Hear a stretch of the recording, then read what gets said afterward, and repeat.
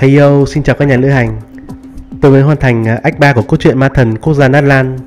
Và hôm nay tôi sẽ bắt đầu act 4. Tại act 3 thì mọi thứ khá là chill, không có cái gì quá bùng nổ xảy ra.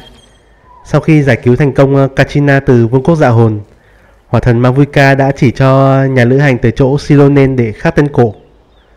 Tuy nhiên nhà lữ hành hiện tại chưa có chiến tích gì hiển hách tại Natlan.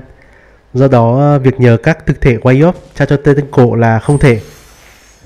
Do đó chúng ta cần phải gặp Sidali, một trưởng lão của bộ lạc chủ nhân gió đêm, người có khả năng nói chuyện với dạ thần, để trao tên cổ cho chúng ta.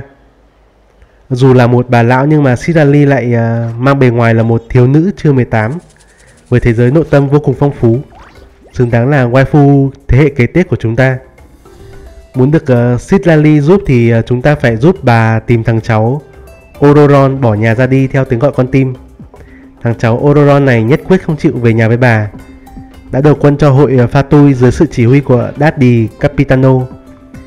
Vị quan chấp hành số 1 của hội Fatui này phản đối kế hoạch dự phòng của Hòa Thần và có nước đi của riêng mình trong công cuộc đẩy lùi vực sâu khỏi Natlan. Ngoài việc endgame là triệu tập 6 vị anh hùng của 6 bộ lạc đẩy lùi vực sâu thì Hỏa thần đương nhiệm Mavuika còn có một phương án cuối cùng là sử dụng sức mạnh của Gnosis hỏa. Một khi Natlan có nguy cơ đứng trước bờ diệt vong, tính mạng của người dân bị đe dọa bởi vực sâu, thì Mavuika sẽ dùng Gnosis để đốt cháy linh hồn và ký ức của vương quốc dạ thần, từ đó dệt nên một tấm lưới bao bọc lấy địa mạch của Natlan và cản trở sự ăn mòn của vực sâu. Hay nói một cách khác là Hỏa thần sẽ hy sinh lịch sử và văn hóa của Natlan để bảo vệ cư dân của quốc gia này. Đến với act 4 này thì tôi có linh tính là Hỏa thần sẽ phải hy sinh một thứ gì đó trong công cuộc chiến đấu với vực sâu sắp tới. Liệu cô sẽ hy sinh lịch sử văn hóa của Natlan hay là hy sinh bản thân để cứu lấy quốc gia này? Chúng ta cùng tiếp tục cốt truyện để mọi thứ rõ ràng hơn nhé. Vực sâu thì ngày càng hung hãn và hoành hành khắp nơi, hoành hành khắp các bộ lạc của Natlan rồi. Không biết act 4 này có yên bình hay là có drama gì nổ ra đây. Rồi chúng ta đi gặp Hỏa thần thôi. Let's go. Kể ý đồ của Capitano cho Mavuika nghe. Hôm trước thì chúng ta đã cùng Sidali nhìn vào ký ức của Ororon, kể về quá trình Ororon gặp Capitano thế nào. Trước thì Capitano có ý định gặp Sidali, tìm Sidali để làm gì đó, nhưng mà cuối cùng lại có Ororon đi theo. Xin chào Mavuika. Hello. Ok. Giờ chúng ta đi tìm Captain này. Chuyện gì nhỉ? Tôi quên mất rồi. Ok, phụ huynh cho phép. Calm down, Paimon. I'll take it from here. Chuyện là thế đó. Ủa, có gì đáng quan trọng xảy ra trong tái tạo lại địa mạch. Ok. Thiết bị nguồn cổ đại.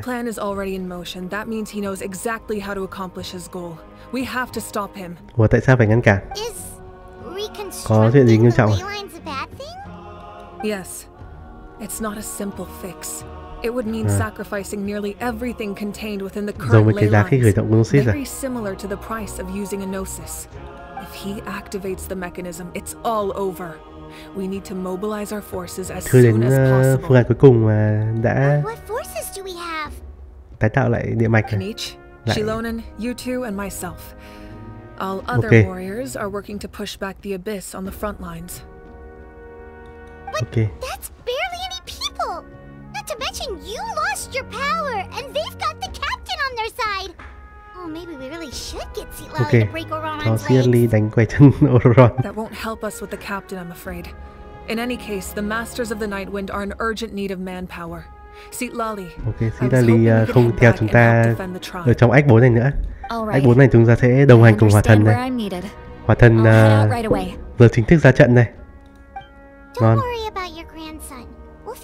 Các act trước là chúng ta chưa được I'll leave him to Đồng hành you cùng all Hỏa Thần then. chỉ đồng hành cùng các kiểu người dân Natlan tin dưới trướng Hỏa Back to Thần the thôi. matter at hand. I don't believe defeating the captain needs to be our ultimate goal. Ok. Let me grab Shilonen and Kanich, then I'll tell you my idea. Kinich không về bảo vệ khu vườn trên mây à? Kinich này là bị mất voi Hector As đúng you không? all know, Auroron is working with the captain and we need to stop their Bị plan. mất voi Hector mà lại đồng hành cùng Hỏa Thần trong vị trí này. But that shouldn't deter Có vẻ mệt us. đấy. In any case, a head-on confrontation isn't the best way to solve the issue. Their plan hinges entirely on a Ita single Shilonen có voi element, Hector. the source mechanism. If we May mà Hỏa Thần leverage có voi our Hector không forces, thì we mọi can thứ destroy it, and then success rất là đáng is buồn. ours. We'll head out together. In the event that a confrontation becomes inevitable, I'll stall the captain while you advance. Ok. Tôi phản đối. Cô là lãnh đạo của chúng tôi, nhưng giờ cô đã mất đi sức mạnh Hỏa Thần rồi. Tôi không thể để cô là người đối đầu với hắn được. I agree with Kanich. The two of us can handle it.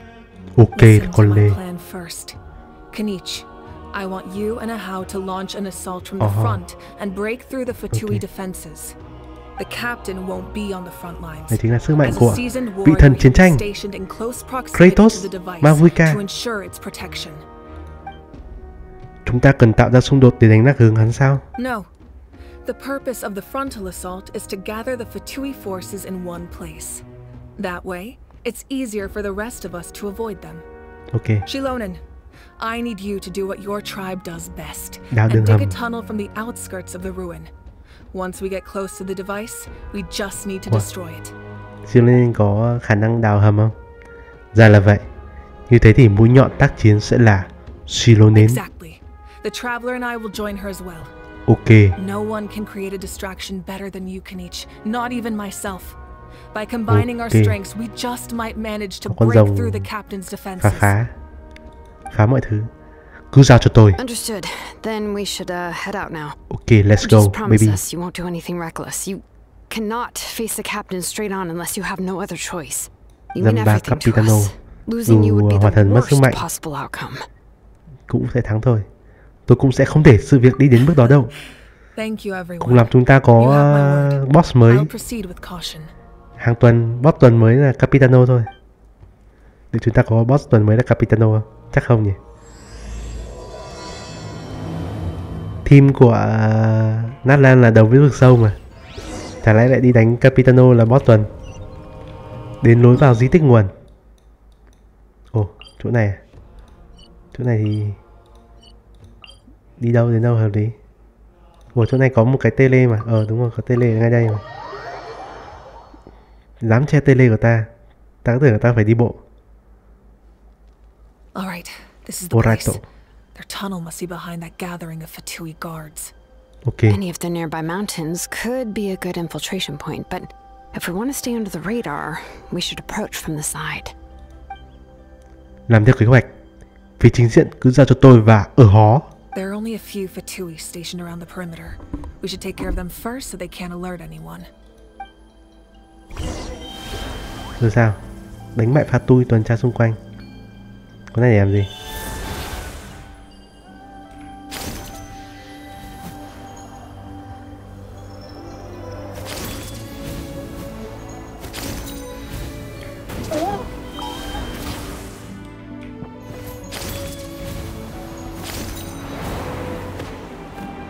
Bay lên nào, em bay lên nào. Wow, Fatui đâu? Fatui đây.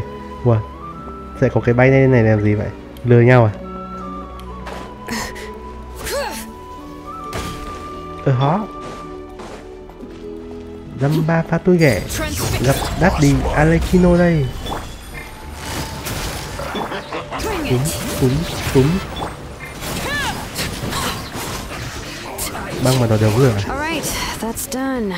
Let's Hình ảnh head chụp được. to the mountain. Ok, chụp được cái gì vậy? What do you think, Shilonen? Is this a good spot? Yeah, looks good. We'll take it from here. Những thành viên của con tiếng vang đã cố giảm bớt tiếng ồn để đào một đường hầm dài với hiệu suất cao đến khó tin. Perfect. Tốt We'll tóc. keep going. The rest of you should head back. Things are about to get dangerous. Ok, All right. Please take care. ok, tạm biệt Totech. Tạm biệt NPC, không thể chơi được. Di tích nguồn. Ok, di tích nguồn. Tôi sĩ đã chế đồ cho thế đồ vũ khí nát lan. Xong. Đây, team này đi.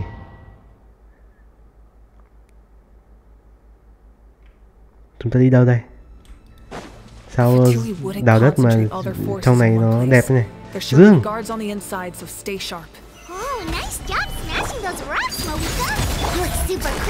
Ah, that was some expert level rock clearing, even by my tribe standards.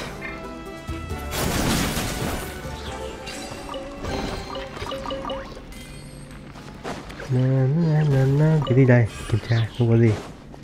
Đi thôi. Đây là đâu? Chỗ này chỗ nào? That must be the Fatui tunnel over there. We should steer clear and approach from the side. Vậy à? Không đánh nhau à? Đánh luôn sợ gì? Tôi nhảy xuống đấy thì sao? Tôi nhảy xuống đấy tôi đánh nhau tí có sao không? Năm ba bọn này kiểu gì chả dễ. Thôi. Theo làm theo cách cốt truyện đề ra. Chúng ta phải nhập tâm vào cốt truyện. Không nên vì sự sốt nổi bản thân mà gây ra đại họa. Công ly, ném đá. Chết chưa? Ủa?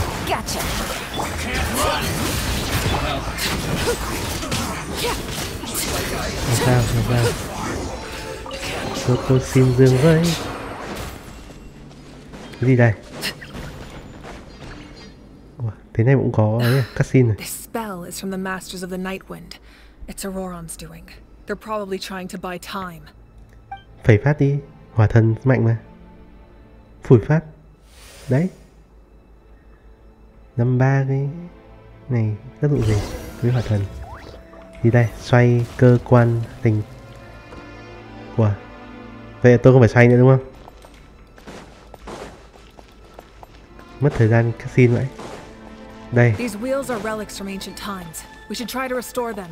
These mechanisms probably control that wheel, right? Let's give them a try. Ok, làm gì vậy? Tôi phải làm gì đây? Được chưa? Wow. Wow. Hello. Xin chào.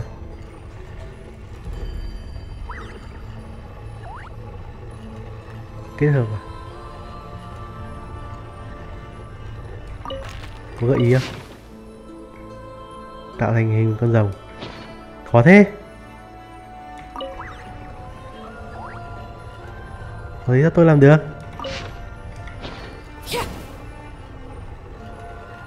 Cứu. Somebody help me. No. Ai được giúp tôi với. Được chưa? Ok, đã được. Đến đây trước.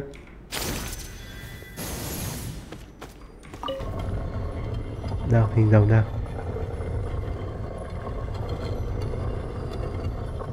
Rồng chưa? Ok. Một phát nữa. Đừng có cản đường tôi bằng những thứ vớ vẩn này chứ.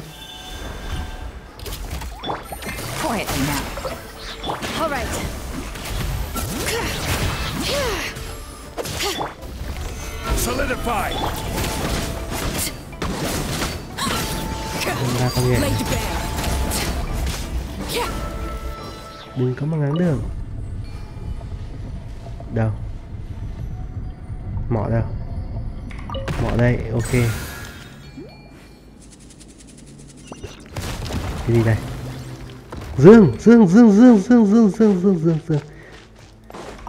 tôi xin tí nguyên thạch để tôi rô waifu. Tôi đang ở đâu đấy? Nơi này là đâu? Đi xuống càng sâu để gặp Capitano, để nghe được cái gì? Auroron. This must be it. Masaka. Oh, the captain's here too. Perfect. Looks like they focused their defenses over there. Oh, they're here. Huh. I thought the Pyro Archon would choose a frontal assault. It doesn't matter. They're too late anyway. Không. Stop! Stop. Stop. It's too late. Không. Dừng We need to turn it lại. off! Vẫn còn kịp. I won't let you do this. Không.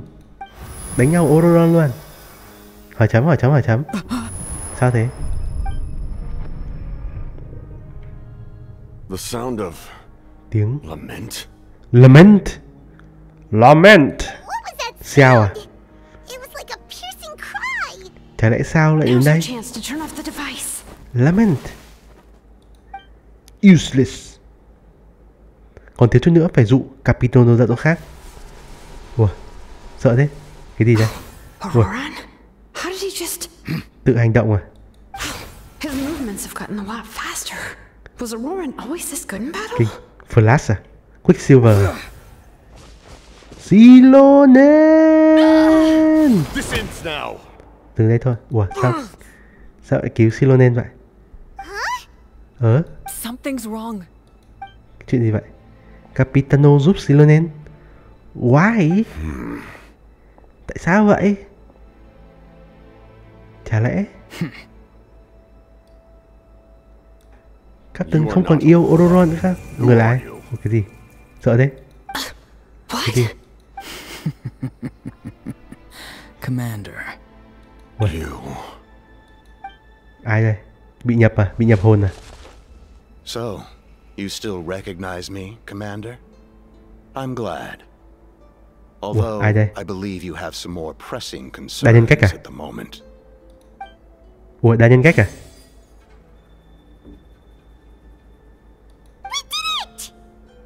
Ủa, ai đây? You see? You indulge your sense of honor for just a moment, and now you've lost your chance. Even now, you're still the same as ever. Doctor à? His voice is completely different. Is someone inhabiting Một Aurora's quan chấp hành mind? khác à? Stop worrying about other people's survival, about their losses and sacrifices. You just need to win. That must be why I've returned. Sợ thế? For this moment. Please finish what you set out to do, Như Commander. là kiểu quan chấp hành gì mà có khả năng điều khiển con rối đúng không? I didn't expect to see you here, but I have to disagree. Tên là gì nhỉ? Abandoning one's comrades is not the way of a Hình như warrior. là nữ mà. Why do you care about a doomed man? I know you can see it. He's already close to death. After all, his soul has been incomplete from the start.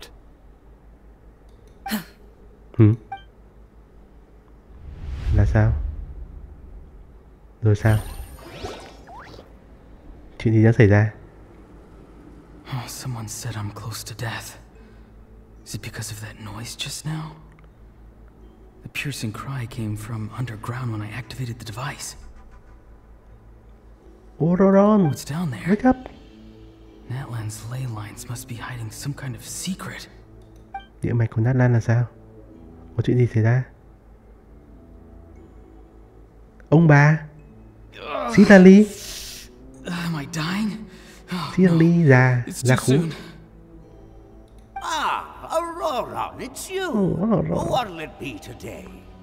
Kunao, Oh, why the long face? một NPC Don't già tell bất me kỳ. you still haven't let that go. Đã hẹo, I chắc là đã knew hẹo. it was a bad idea to tell you. I heard everyone wanted me to be the savior. Tranh đơn cứu thế, Savior. tham gia nghi lễ gì đó, hiến tế Sounds nice, Ororon doesn't it? để cứu lấy Natlan. Does such a person truly exist? Even if they do, why would you have to become that person? Auroron, is that you? Oh, Kem này, here, have a seat. kem sô cô la này ngon đấy. Let Granny cut you some fruits. We just got a fresh cháu ăn với. batch. Bái cho cháu ăn với. Can I get you anything else? Some Cái gì grilled đây? meatloaf, maybe. Tôm à? Ask for Mì à? anything you Mì tôm want. à? We've got plenty Đây là bắp of ngô à? ingredients. Hay cái gì? What about those spiced rub Ui, mushrooms bánh you này. made me last time, Granny Kuimi? Đói vãi chưa? Bánh Lava chảy. You liked those, did you? Sô-cô-la. An outlander taught me that Người recipe kem ở trên. actually.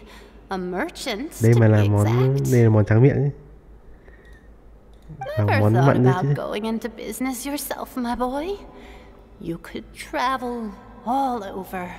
Ok, bài nào nhanh đi. Tôi còn đánh. Rồi xem Capitano đang nói chuyện với ai nhỉ? Tôi quan tâm Aurora làm gì? At least an honest merchant like him wouldn't prey on old timers like us. Ủa, rồi ok. Everyone said a true savior does not really exist, but then why did my birth open the door to the possibility? Why give people false hope? Maybe I don't need to sacrifice myself, but surely everyone is born for a purpose. So, what's mine? If I had succeeded back then, would the world have become a better place? Chuẩn bị có sức mạnh tình bạn chứ. Ô đang có sức mạnh mới. Unlock. Done spacing Xin out, chào bà Aurora? Sidali. Did you finish your homework? Yes, Granny. It's just... Will learning all this really make me as strong as you? Of course not. I'm a special case. Other shamans study their whole lives without reaching a fraction of my abilities. Because you're a genius, right? Đúng vậy, ta là thiên tài. You could say that. Or maybe I've just been alive longer than the rest of them, and picked up a few tricks that they didn't want to touch. It's rude to bring up a woman's age. Cuối cùng bà bao nhiêu tuổi? Never do that again. 200 No tuổi matter à? the circumstances. I wasn't the one who brought it up. Who asked? Anyway, class is cancelled tomorrow. Go have fun. Rồi ai hỏi? Ok, cháu đi chơi thôi. Ok, đi chơi thôi, không Do cần what đâu. you want. Đi chơi thôi. What use is it being as strong Đi as chơi me thôi. anyway? You've seen how the tribe treats me. They're all afraid. I try to go about my business, and they practically tremble in fear. Not the most fun way to go about living one's life, I'd say. Take it from me. The happiest people are the ones who do their own thing. So do what you want, Auroron. No matter what anyone else has to say. Granny didn't say it outright, but I think she was trying to comfort me. Don't force yourself. Don't beat yourself up over the past. Okay. But I never forced Hồi tưởng myself. thấy đủ rồi. I never even got the chance to try before Tỉnh lại it đi. was all over. Hồi tưởng đủ rồi đấy. Hey, Vãi hồi tưởng thêm. Vãi lại trồng cây rau củ à? Ifa này. I was just looking at the aphids. Something interesting about them Ủa, Ifa cũng không xuất hiện mặt. Hay là Ifa làm nhân vật chơi được sắp tới đây? I noticed some on the ground. Maybe it got too cold yesterday and they couldn't handle it. Bummer. Guess that means less honey this year. Ifa. Do you think being a vet is fun? Không. Chắc là 4 sao rồi. Nhìn mặt này. Không thấy mặt chắc là 4 sao rồi. I don't have anything else to do. Exactly. Most people live. Đây, đây là mặt Ifa. Nhìn cái này có vẻ là chơi được này. Bennett này. Bố Bennett. Oh, jeez. That troublemaker's at it again. Auroron, my man. Ok. Come inside and give me a hand, would you? Nhìn mặt Ifa nào. Why should Có phải bố Bennett không? I thought being a vet was no fun. Well, I guess there is a fun part. Trying to outsmart these rats. Anh trai Bennett hay bố Bennett? Give me a hand. Maybe Aoife was just too nice to tell me the truth. That attempting something above your capabilities will kill you. My soul is unstable. I only survived because I had people to help keep me in one piece. Okay. A part of me has always been missing. That's why the other spirit said I was close to death, but... Hai màu mắt thiện cho hai linh hồn. Sắp đấu tranh chính. Gunthred là thằng nào? Đây là ai? Ồ, vãi. Đây là đồ của Khandria mà. Giáo đô vực sâu. Giáo đô vực sâu.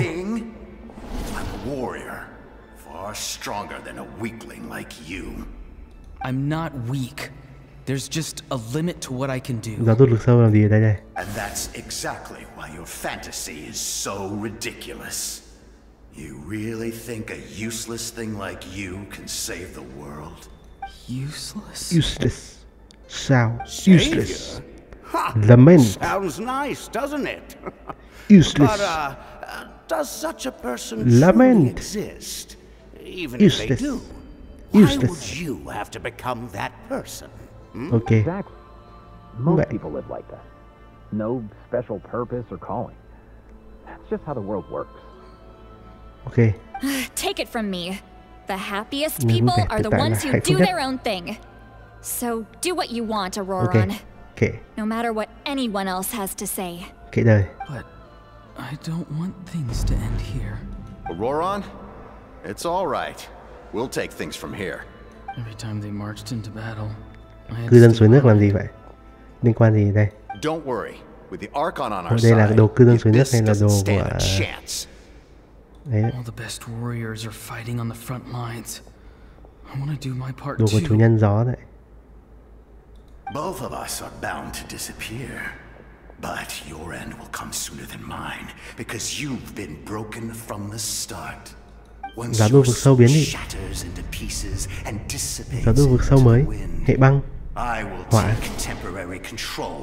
Okay. No. Không. No, this isn't right. My life can't end like this.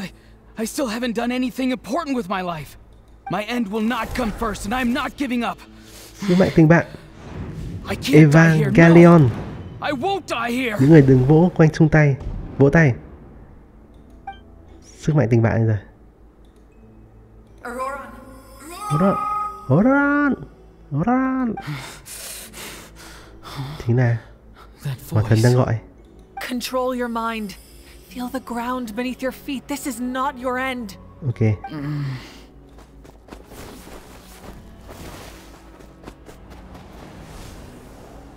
Lẽ nào đây là một anh hùng? Anh hùng trong 6 vị anh hùng. Đại diện cho chủ nhân gió đêm à? Vậy chưa?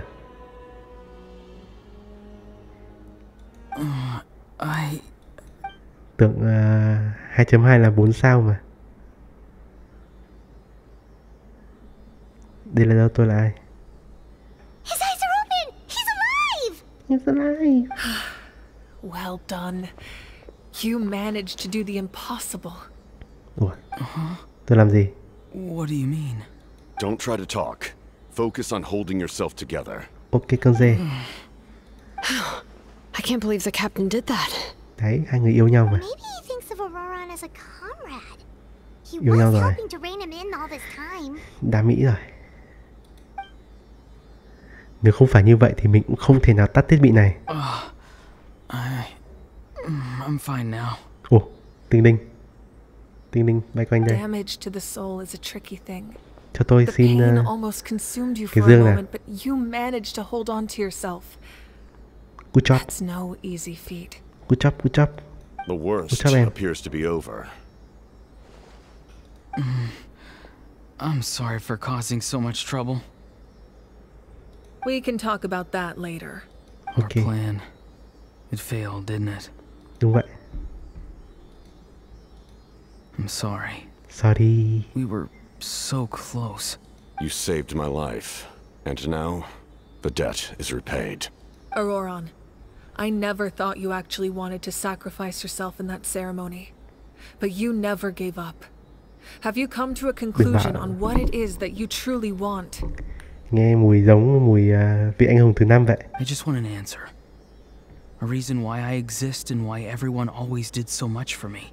No one is born a hero. Sắp sửa có tên cổ này. Should be treated like one from birth. Tự nhiên tên cổ bay đến đây. I had a chance to do something important back then, but I failed. The answer you seek now lies before you. Ui, đừng biết ngay mà. Thôi xong. Vị anh hùng thứ 5.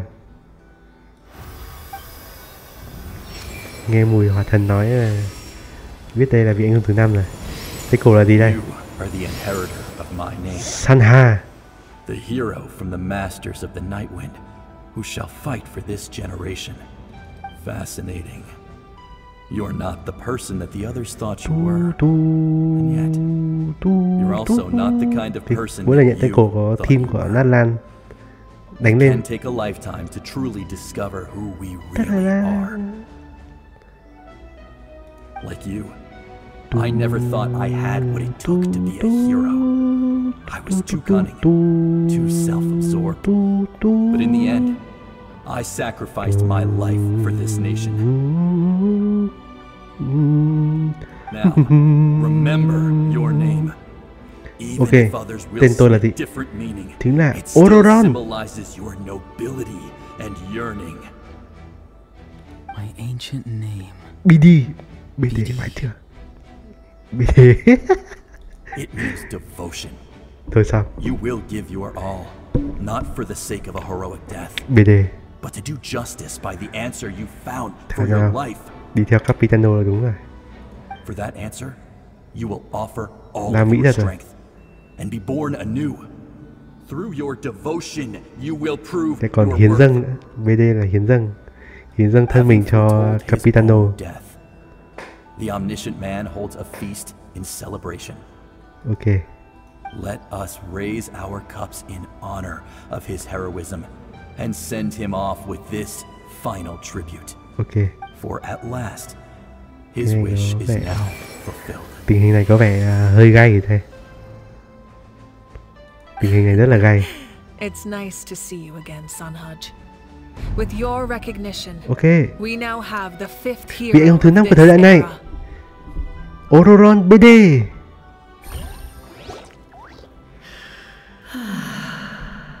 Ủa, quay off à? Ai đây?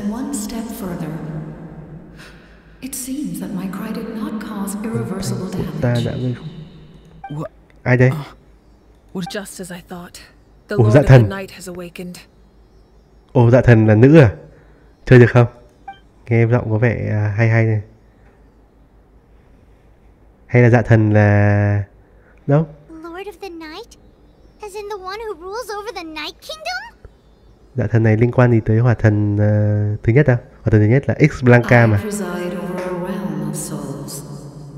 Due to my limited power, sleep is the only way I can extend my existence. When you activated the device, Himeko, Yohul Tekutin. Tên dài vậy. Gọi dạ thần cho nhanh. Tôi tưởng là Himeko thật. But with a damaged soul, the effect on your friend was heightened, and his soul almost shattered. Khéo hy sinh dạ thần để cứu lấy vương quốc nhỉ? And yet, his soul remains in one piece. He managed to overcome this obstacle through sheer strength of will. So, was that what caused all his strange behavior earlier? No. An additional soul was affected. It tried to take refuge in the missing part of your friend's soul, but was ultimately expelled. Linh hồn khác là linh hồn của vực sâu đấy. This soul does not hail from linh hồn này là từ Khanria này. Một sao tinh linh bay chất đống trên đầu này. Activating the source mechanism was supposed to reconstruct the ley lines. Why did it awaken you instead? Because I was the one who originally constructed Natlan's ley lines, otherwise known as the Night Kingdom. Thì cũng vẫn thế thôi. Ancient battle between the Descender and the Dragons destroyed the trận chiến giữa đồng và kẻ đổ bộ này. allowing the Abyss to invade. Natlan's ley Vì thế giới bị phá hủy, vực sâu xâm nhập từ đó. Cái này kẻ đổ bộ thứ 3 đúng không nhỉ? Đánh nhau với rồng xong rồi ở đâu? Cái bộ thứ nhất là Thiên lý đúng không? Đánh rồng để tạo ra Tây Bắc à?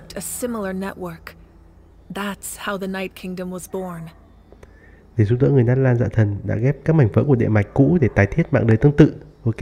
X Blanque. X Blanque. Ok.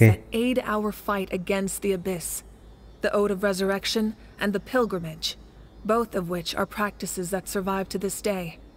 Oh, right! You said before it all came from the power of the heavens. Ok, đây là tiếng mạnh đến từ thiên không, thiên lý này. Tried to use this device to strengthen the ley lines by imbuing them with power. Back then, this method was rather ineffective. They lacked the skills to navigate the intricate structure of the ley lines. And now, the structure of the ley lines has also completely changed. I am the only possible vehicle for the power generated by the device. It was an incredibly crude and painful method, but I managed to absorb some of that power. Now, I can speak to you like this and provide you with aid. Ok. Such as rebuilding the ley lines once more at the cost of my own existence. But why would you make that kind of sacrifice? The people of Natlan worship me and call me their lord. In the ancient past, before we died out, we were also known by a different name. Angels. Thiên sứ. Angels. But adventurers like you are Các nhà đại biểu nói cái tên của thực hơn là hình thái của các người. form. Tiên linh. Sealies. Sealy. Ồ. Thì là những con này ư? Thì ra tiên linh là các thiên sứ à?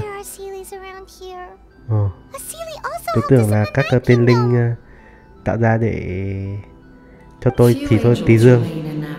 Tưởng là được 3 cái dương từ 3 con tiên linh này. Everyone rallied around me and offered their power to humanity to reconstruct the ley lines. Now, I have witnessed your determined pursuit for survival, and I have become your faith. Moika, inheritor of Shibalonke's will, and leader of Natlan. Despite all the obstacles and misunderstandings, I have awoken, and the efforts of this harbinger and the young hero have imbued me with power. Okay. Say the word, and I will once again work to fulfill my mandate, just as I did thousands of years ago. You need only nod your head. For the sake of your people and your nation, for the sake of overcoming the invasion from the Abyss, give me your orders. Okay, hãy cứu lấy Natlan. After reconstructing new ley lines, you will cease to exist. The rules of Natlan are founded in the Night Kingdom. If you disappear, so do they. Not to mention, all the memories and legends recorded within the old ley lines will disappear along with you. The people of Natlan will face memory loss, mental disorders, and cognitive issues. Just like the consequences of using the Gnosis, that is a price I refuse to accept. Humanity's survival is worth any price. Once the Abyss runs rampant, all that remains will be a land of corpses and ruin. And when the new ley lines are invaded again by the Abyss? What then? How are future generations supposed to survive? A land without the Lord of the Night, without the protection of the rules, is doomed from the start. You presume too much. If you cannot ensure survival in the present, you have no right to think about the future. Okay, what will it take for you to realize that? How many hundreds or thousands will have to die? Quá khứ Capitano sao mà có suy nghĩ này đây? Lại quá khứ Dark Deep gì đây? Chuẩn bị có flashback Capitano. Because I am a survivor of Conria. I've witnessed the devastation and terror of the Abyss with my own eyes. Thì nghĩ là phải ok. Ui, có quen biết gì với thấy không? Dead Sleep không? My family. Gì mà phát nào? Xe đẹp trai không nào? Homeland. We're all lost to the Abyss. Okay. It is an unforgettable pain. Đây tay đen này. Ở đâu? Đây là găng tay đây mà. Chứ không phải là tay bị biến dạng giống kiểu bọn Heater đúng không? You should know exactly what I mean. You're right. The pain, the regret, the catastrophe. They all haunt my dreams to this day. If I could go back, I would reject all false hope. I would do whatever it took to ensure their survival. Okay. You have that chance before you now. Why do you refuse to take it? Because we don't have the right to make that decision. We love this world because it contains everything we hold dear. Everything that has happened here has moved us, shaped us, and turned us into who we are today. Giving up our memories and history would mean rewriting everything. The people of this Vậy world would then là become fundamentally different bản cuối cùng beings. sẽ Their chắc Thỏ physical Thần sẽ không bodies dùng nữa the đây. only connection to their former selves. Thế thì một là Even so, chiến đấu với vực sâu đến given cuối cùng, enough time, không hy sinh a gì new nữa này. civilization would inevitably flourish. If you believe in humanity, you should trust Không in hy their sinh lịch sử ability và to văn hóa, create a ok. new future. Lịch sử văn hóa là cấu tạo nên quốc gia. History could repeat itself. The abyss could invade once more and it would all Đây be for đang nothing. suy nghĩ cho tương lai. Chọn ai đây? Can I say something? Ok, nói đi. I once carried the hopes of many people, and I was also desperate to save our nation. In the captain's plan, I saw a chance to ensure our survival. But as I was on the brink of death, my wish for life and purpose was rekindled.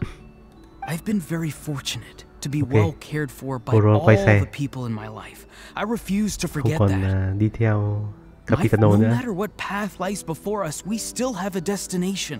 Ok, không còn BD nữa. If we lose our way now, we will lose the meaning of our existence. Thế còn That's right. Natlan's heroes gave their lives so we could Chiến tranh have cho this chance Capitano nữa against không? the abyss. Their sacrifices are our blessings. Not only are their deeds and spirits exceptionally meaningful, they may also well be our path to victory. Yeah, we're just one hero short. Thiếu một người nữa thôi. Chaska. Chaska đâu? I stand at the ready should you change your mind. Even if you fail, you need only send someone my way. Một người thất bại lần nữa chỉ cần có người sống sót trở về trước mặt ta. Ok. Nghĩa là vẫn có thể hồi sinh được. Even the gods in the heavens hold you to be special. Even now, Cả team mỗi Kinnick là mất tiếng rồi. Có khi nào Kinnick hy sinh không? like the sun. You must have a profound connection to this land since you're so determined to save it. But what are you really trying to protect? The land or its people? Vậy tất cả. Ai đây? Pretty sure he wants to Yêu hay hear không what yêu? you have to say, traveler. Ta muốn thắng của ngươi thì sao? Fine. I suppose we can wait. Okay. Now that Auroron has inherited the Ý chí của anh memories of hùng. his forebear, there's only one hero left. Your plan does have the potential to generate the best outcome. In the meantime, you shall have the aid of all the Fatui under my command. Thank you. Ok. Having such a powerful Đây là harbinger on my Capitano side đầu is a quân big cho Maruka rồi. advantage. Ngon. I know we Quá may ổn never luôn. completely see eye to eye on what it means to protect life. But for now, I'm willing to fight by your side. Fist bump. Đấm luôn. Xong. All right, we Người should đã có đồng minh let quá mạnh everyone mẽ. else know about the plan. They're Và chấp probably hành. still at each other's throats Thứ nhất, outside. người đến từ Khandria. Good idea. We need to explain the situation. Tôi vẫn còn một chuyện hỏi đại thần. Tên cổ, tên cổ, tên cổ. I'll update everyone outside. Xin cho tôi tên Let's cổ. meet back up at the stadium. What's my name? Say my name. Heisenberg. You've got them right. Tên cổ chủ tôi là Heisenberg. Rời di tích nguồn. Ủa, sao có tận hai cái vàng này? Cái gì đây? Ủa, hello. Hello, tên cổ, tên cổ. You come to me with many questions. Ui. And you should be rewarded Ui. for your bravery. 4 cái lo. Ask, and you shall have Ok. the knowledge you seek. Về sức mạnh của thiên không thì They sao? do not like being mentioned by name by any living being, be it an ordinary human or one of the seven. They prefer to remain in the shadows as shades. Thân phận của cái bóng mới thích hợp với họ The nhất là one sao? you wish to know about? I call her the ruler of death. Chấp chính của cái chết. She Nghe ngầu helped thế. Natlan establish the rules. Lại It was có một also đống nhân vật under her guidance that I thần này. created the Night Kingdom. Cô ấy chỉ dẫn đến đây cái dẫn chính của It cái was chết an kìa. expression of love, as well as an act of Ôi, reparation. nhiều quá. She was seen as having significantly overstepped her authorities as a shade, which Nhiều, quite chuẩn bị sắp displeased một the đống lo Almighty. đập vào mặt. She succumbed to self-pity as a result, Chính của cái chết. and no longer cared if others discussed her identity. Even so, her existence remains unknown to all but a select few. Nên càng ít đi, ok. Please don't tell anyone I used that word. I'm just trying to speak plainly to conserve energy. You come to me with many questions. Ok, về máy dây vận mệnh sao? Anh tôi đã làm xong máy dây vận mệnh rồi. Ok, không khái niệm. Nghĩa là chỉ vực sâu mới có ý niệm này. I can only reconstruct the ley lines by reassembling the yet intact components. And if that power were available to the people of Natlan, they might have a new option against the abyss. Thế anh tôi có phải là liên quan vực sâu không? Anh tôi là không phải vực sâu đúng không? Anh tôi chỉ là Khandria thôi đúng không? Những người Khandria bị vực sâu nhấn chìm biến đổi đúng không? Về sức mạnh nguyên tố và vực sâu. Sức mạnh nguyên thủy Tây Bắc, ok. Nguyên tố là thiên lý cải tạo trên cơ sở Polycystone.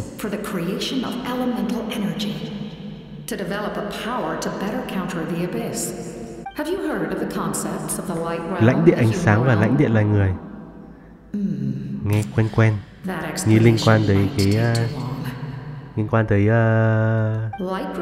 Fontaine lúc đánh nhau với con Elemental energy is a similar concept. It's essentially the modern counterpart of ánh sáng khúc xạ thành 7 màu khác nhau. Sức mạnh nguyên tố là một khái niệm tương tự, cũng khúc xạ thành 6 loại nguyên tố. Về cơ bản đó là phiên bản hiện đại của Phlogiston. Lãnh địa ánh sáng và lãnh địa cái gì đó vực sâu liên quan tới con cá voi ở ấy không? Nawa không? Cái tên cổ của tôi, ok, tên cổ. Vãi cả cô gái trẻ của chủ nhân gió đêm. Vãi cả cô gái trẻ. Cô gái trẻ luôn. Gọi bà là cô gái trẻ. Ủa thế bà bao nhiêu tuổi? Young girl. What? Did I say something wrong? You come to me with many questions. Cô gái trẻ. Ok, không còn gì nữa. Vậy là tôi vẫn chưa có cái cổ. Giờ tôi sẽ rời khỏi đây thôi. Trước khi rời thì Dương. Chúng tôi xin cái dương. Hello. Ủa không dẫn tôi đến cái dương à? Mấy Silly này đều rồi. Mấy tinh linh này đều rồi. Thôi biến thôi. Trước lúc bình minh. Cái gì đây? Cái gì giờ hiện ra ngay trước màn hình tôi đây? Cái gì đập vào mắt đây? Xin chào Sonep. Người là ai? The captain says a group of us need to stay behind to guard the source mechanism. It's extremely late. Of course, you're free to come and go. Ok. Rồi sao tôi không vào được? Ok. Nói dối làm tim tan nát. Nói dối làm trái tim đau. Một lần nói dối vạn lần mất tin. Đừng nên nói dối để người ta khinh. Hãy nên thật thà, đừng nên nói dối. Một khi nói dối sẽ mất tất cả. Sẽ mất tất cả, có biết không hả? Dám nói ta vào được mà không cho ta vào. Điều ta bốc phét. Ok. Về phòng quản lý.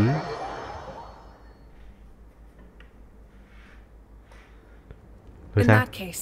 Ok, vậy Capitano về đây luôn. Về ngay đấu trường luôn. Ok, hướng tới tương lai. As for Auroron, his actions may have been out of line, but I don't intend to punish him right now. I'd rather give him a chance to prove himself. A magnanimous decision. Một quyết định sáng suốt. Magnanimous decision. Seeing the two of you chatting like this, Paimon almost feels like she's dreaming. Ok, sức mạnh được gia tăng rồi. Giờ chúng ta có một kẻ thù riêng rồi. Mọi thứ đều trở nên tươi sáng hơn. Cho đến khi một cái plot twist gì đó đập vào mặt chúng ta. Now that we're all here, I have some questions of my own. Tell me, how did you discover the source mechanism? We weren't getting any closer to obtaining the Gnosis, Con đường lấy so I had my men scour Natlan for a different option. Auroron helped as well. Ok. Track down 3 scholars, Aberawa, Bustumte và Kusta. and combine the results of their research to locate this ancient device. Ba người này là NPC à? ABC vãi chưởng. ABC. Tại sao lại đặt tên ABC nghe thú vị vậy? I've never heard those names before. Nghe có vẻ cái gì đây? Seems like my own investigation failed to locate some critical personnel. I'm just not sure how I missed them. Strange. Perhaps they simply live in seclusion. Ai đây? Đừng bảo là giáo đồ vực sâu nhé. In any case, their results speak for themselves. That's true. Ai âm mưu gì đây? Now we Có have âm mưu gì đây? another option at our disposal. Compared to using the Gnosis, our current plan will buy us some time. And if all else fails, we still have this plan as a last resort, even though executing it will come at a heavy cost. But that means making everyone forget their past! We should definitely try to avoid it if we can. Oh, actually, speaking of the Gnosis, how did you know what it could do? That story begins with the Cataclysm 500 years ago. Catalysm. I failed to save Conria from the rampage of the Abyss. When the situation became unsalvageable, I fled to Natlan with the remainder of my platoon. Thì có quen biết Denslave không? Sắp tới chúng ta có nhiệm vụ truyền thuyết của Denslave, có liệu có Capitano có xuất hiện không? Có khi lúc đấy chúng ta có nhân vật chơi được là Capitano. Aizu, ok. I'm sure many people viewed Conria as the cause of the tragedy, but Aizu was kind to me all the same.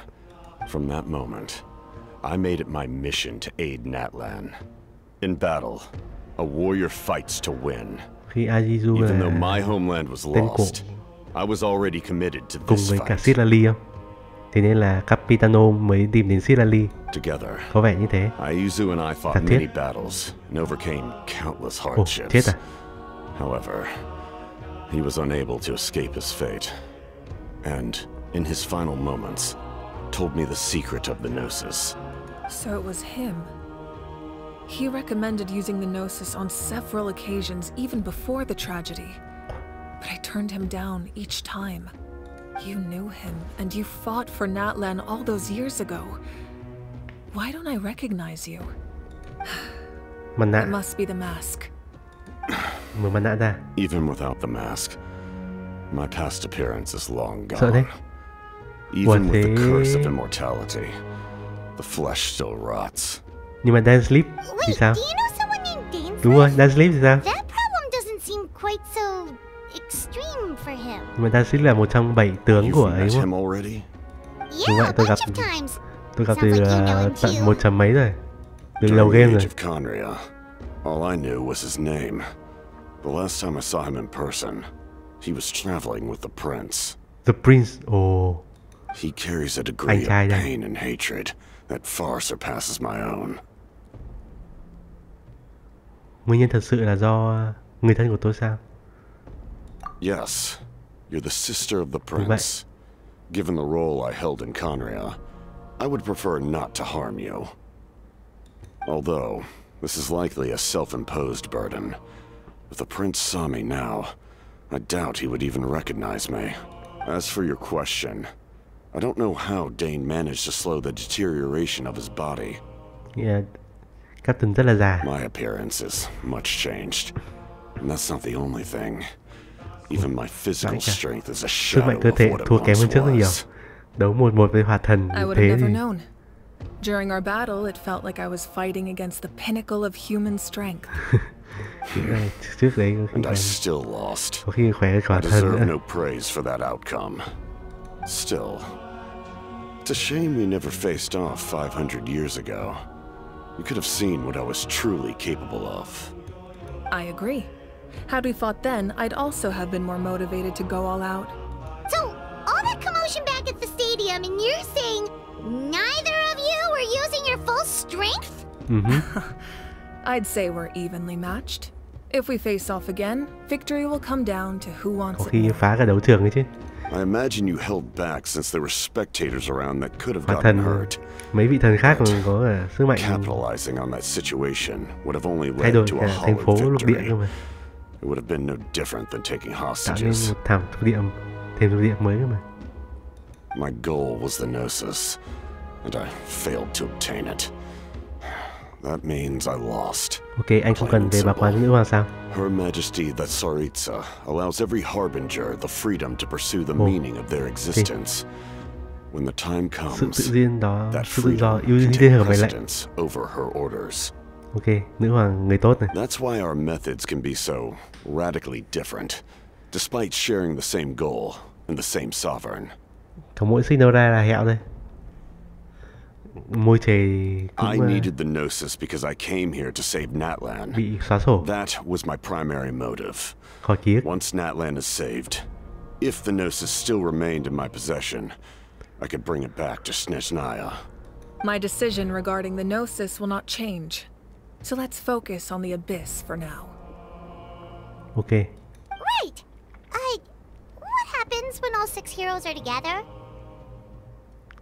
Có liên quan đến We thiên will không. unleash a great power that can be used to thwart the Abyss. But only once. It's a power that Xbalanque gained from Xbalanque đến Renova. từ Renova. Xbalanque là vị hỏa thần đầu tiên, còn Renova là con rồng đúng không? Renova is a god whose existence predates any Archon. Không phải rồng à? You can think of her like an emissary of the heavenly principles. Cô She ấy á? controls the power Renova of là death. cô ấy á? À, cái gì nhỉ? Cái gì mà chấp chính cái chết nhỉ? The Ode of Resurrection? Ok. Yes. Renova also orchestrated Natlan's rules. Renova là chấp chính As cái chết for the à? divine throne, like I said before, when a human ascends to the divine throne, their inner flame will awaken. The size of the flame depends on the person's potential. Đây chính là khả năng The same hồi sinh. principle applies to the ruler of death's power. Ủa? With one notable distinction. Ủa đúng rồi, chấp chính cái chết The là amount Renova of mà. power inherited will not change depending on your ability Ruler to of tolerate it. Renova đây, ok. In other words, it's a kind of power that not Chấp chính cái chết everyone còn sống can không? withstand. But if Có you làm survive playable the không? trial, Có nhân vật chơi được you không? will gain unprecedented strength. Không sắp And the tới lại ability phải to một đống harness rô. powers more formidable than any Archon. That still sounds really risky. We cannot walk this path without accepting risk. Mualani charged into the Night Kingdom despite the abyssal contamination. Auroron fought back from the brink of death. Ok. Không In sợ the hãi. face of their bravery, I must respond in kind. That is my duty. Spoken like a true leader. Spoken like a All true right, leader. that's enough for one day. You should head back and get some rest. I'm Okay, the tôi phải nghỉ Abyss ngơi đây. will likely sense the change in Auroron. Tạm biệt. It's possible the frequency of the attacks will increase. Bye There are bye. many challenges to come, so we need to be prepared.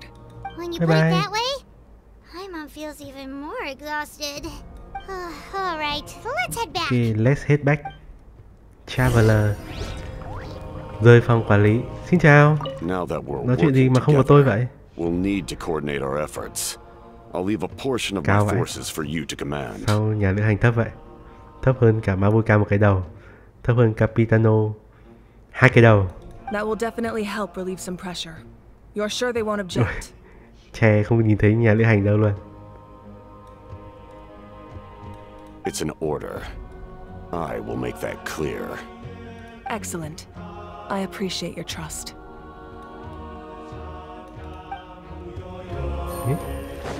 Ok. Rồi thôi. Chúng ta đi đâu đây?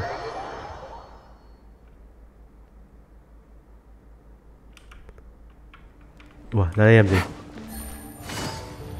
Xin chào Mulani. Xin chào. Cặp chim nã. Đè đầu gấu. Tăng cử động. Vết thương vẫn chưa lành hẳn đâu. Phải nghỉ ngơi thêm vài năm nữa đó. The monsters keep increasing in number. It's like something changed. Đúng vậy. It's definitely unusual and we should all be careful. But don't worry too much. You have us by your side. If there's one thing the Abyss fears, it's strength. If they think we're easy prey, they've got another thing coming. Oh, someone's calling us. Ai nào gọi chúng ta? Ai? Ủa, xin chào. Không nói chuyện với tôi à? Oh, hello. Ủa, sao không nói chuyện với tôi? Something wrong, Traveler? Hai người không nhìn thấy tôi sao? Dự cảm không lành càng ngày càng mạnh. Cứ tiếp tục như vậy, thật sự có thể đợi đến vị anh hùng cuối cùng xuất hiện sao? Chaska đâu? Không Chaska thì là ai nữa? Ôi, mấy vị trí này. Ok, đến đâu? Xin chào, đầu gấu. Xin chào, bố xà. Bố xà. Ok, bố xà.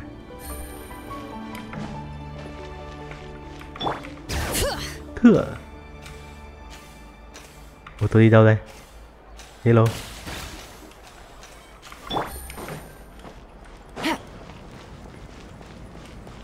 Có gì đó kỳ lạ. Kỳ lạ.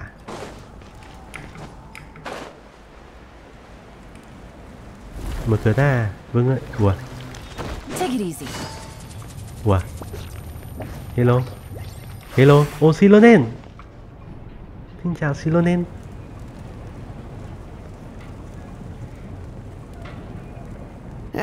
Nope, we can't give any of these to our soldiers. Tên cổ tôi sao? They were not tempered correctly at the forge. Tên cổ của tôi thì sao? Well-made weapons and shields are vital for the survival of our people. Listen, I'm not blaming you. I know this isn't your usual standard of work. Why don't you all just take a break and tên cổ mà cũng I'll rèn take vũ care khí of à? the pieces. Cũng là thợ rèn à?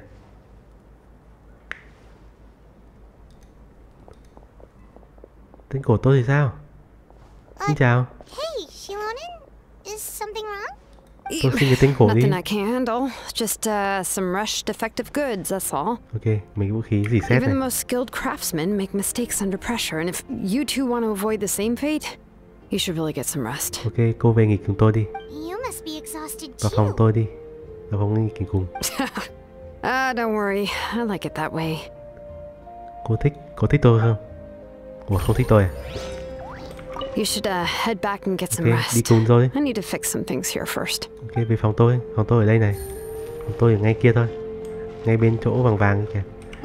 Đi đâu đây? Về đây, gặp ai? Kinich. Ororon. Kinich. Không có Victor. Nói chuyện gì đó. Kinich, you made it back in one piece. Okay. Oh, these must be friends of yours. Well, head out then. Okay, see you later. See you later. Bye bye. Bye bye. Có ở hó ở đây này. Đừng ngạc nhiên vậy, chuyện này nhỏ ấy mà. Nếu không có ai bảo ta ngừng lại thì ta đã thiêu rụi hết đám sâu bọ ngoại quốc đó rồi. Cảm ơn đã quan tâm. Tôi không sao. Nhưng tình hình lúc đó không lạc quan như ở hó nói đâu. Quân của Capitano đều là tinh nhuệ cả, rất khó đối phó. Chúng tôi đang chuẩn bị rút lui thì không ngờ lại đình chiến. Hòa thần đại nhân và Capitano tạm thời hợp tác với nhau. Yeah, a lot happened while we were in the ruin. We'll tell you about it some other time. Ok, bye bye. Tóm lại thì tôi biết kế hoạch của Hòa thần đại nhân lại gần hơn một bước rồi. Đây có lẽ là kết quả tốt nhất. Thank you for your nỗ lực. Nhưng vẫn không thể lơ là được. Tôi và Xí Bự đang đi chuẩn bị xuất phát đây. Dòng dõi vườn treo đang triệu tập bưu tá rồi. Ok, bye bye. Này nhắc Kinich, đã hỏi qua ý kiến của Thánh Long cư hư ở hó toàn năng ta chưa mà xuất phát này. Ê, đi đâu đấy? Hả? What the hell? Ok, về nghỉ thôi. Về nhà trọ mệt mỏi nghỉ ngơi. Ủa, nhà trọ tên là nhà trọ mệt mỏi à? Còn đâu nữa không? Nói ai nữa không? Không nói gì, tôi về đây. Ok, bye bye. Nghỉ ngơi thôi. Ngay mọi việc. Ủa, Ororon. Thôi xong. Bà đánh quay chân cháu rồi. Granny. What's wrong, Granny? Đưa chân này. You know exactly what you did. You need some sense knocked into you, that's what I think. Ok, đưa chân này. Where do I even begin? Bắt đầu từ chân giữa. I'm sorry. Chân giữa đâu, từ đây ta chặt. Now Cái that you tội have bỏ nhà nowhere theo to trai. run, that's when you apologize. Bỏ You nhà couldn't theo wait trai. to run off last time, and the time Xứng before đáng đánh đòn. that.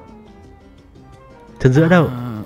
Pretty sure Gọi I ra. apologized those times too. What exactly were you thinking? Being a wanted criminal is one thing, but then you also tried to pull off that whole thing in the ancient ruin. I'm not the one who needs an apology. Apologize to yourself for risking your life. Okay. I'm sorry. Xin lỗi bản thân. I don't have anything to say for myself, Granny. Yell at me all you want. I know I messed up. You better be sincere.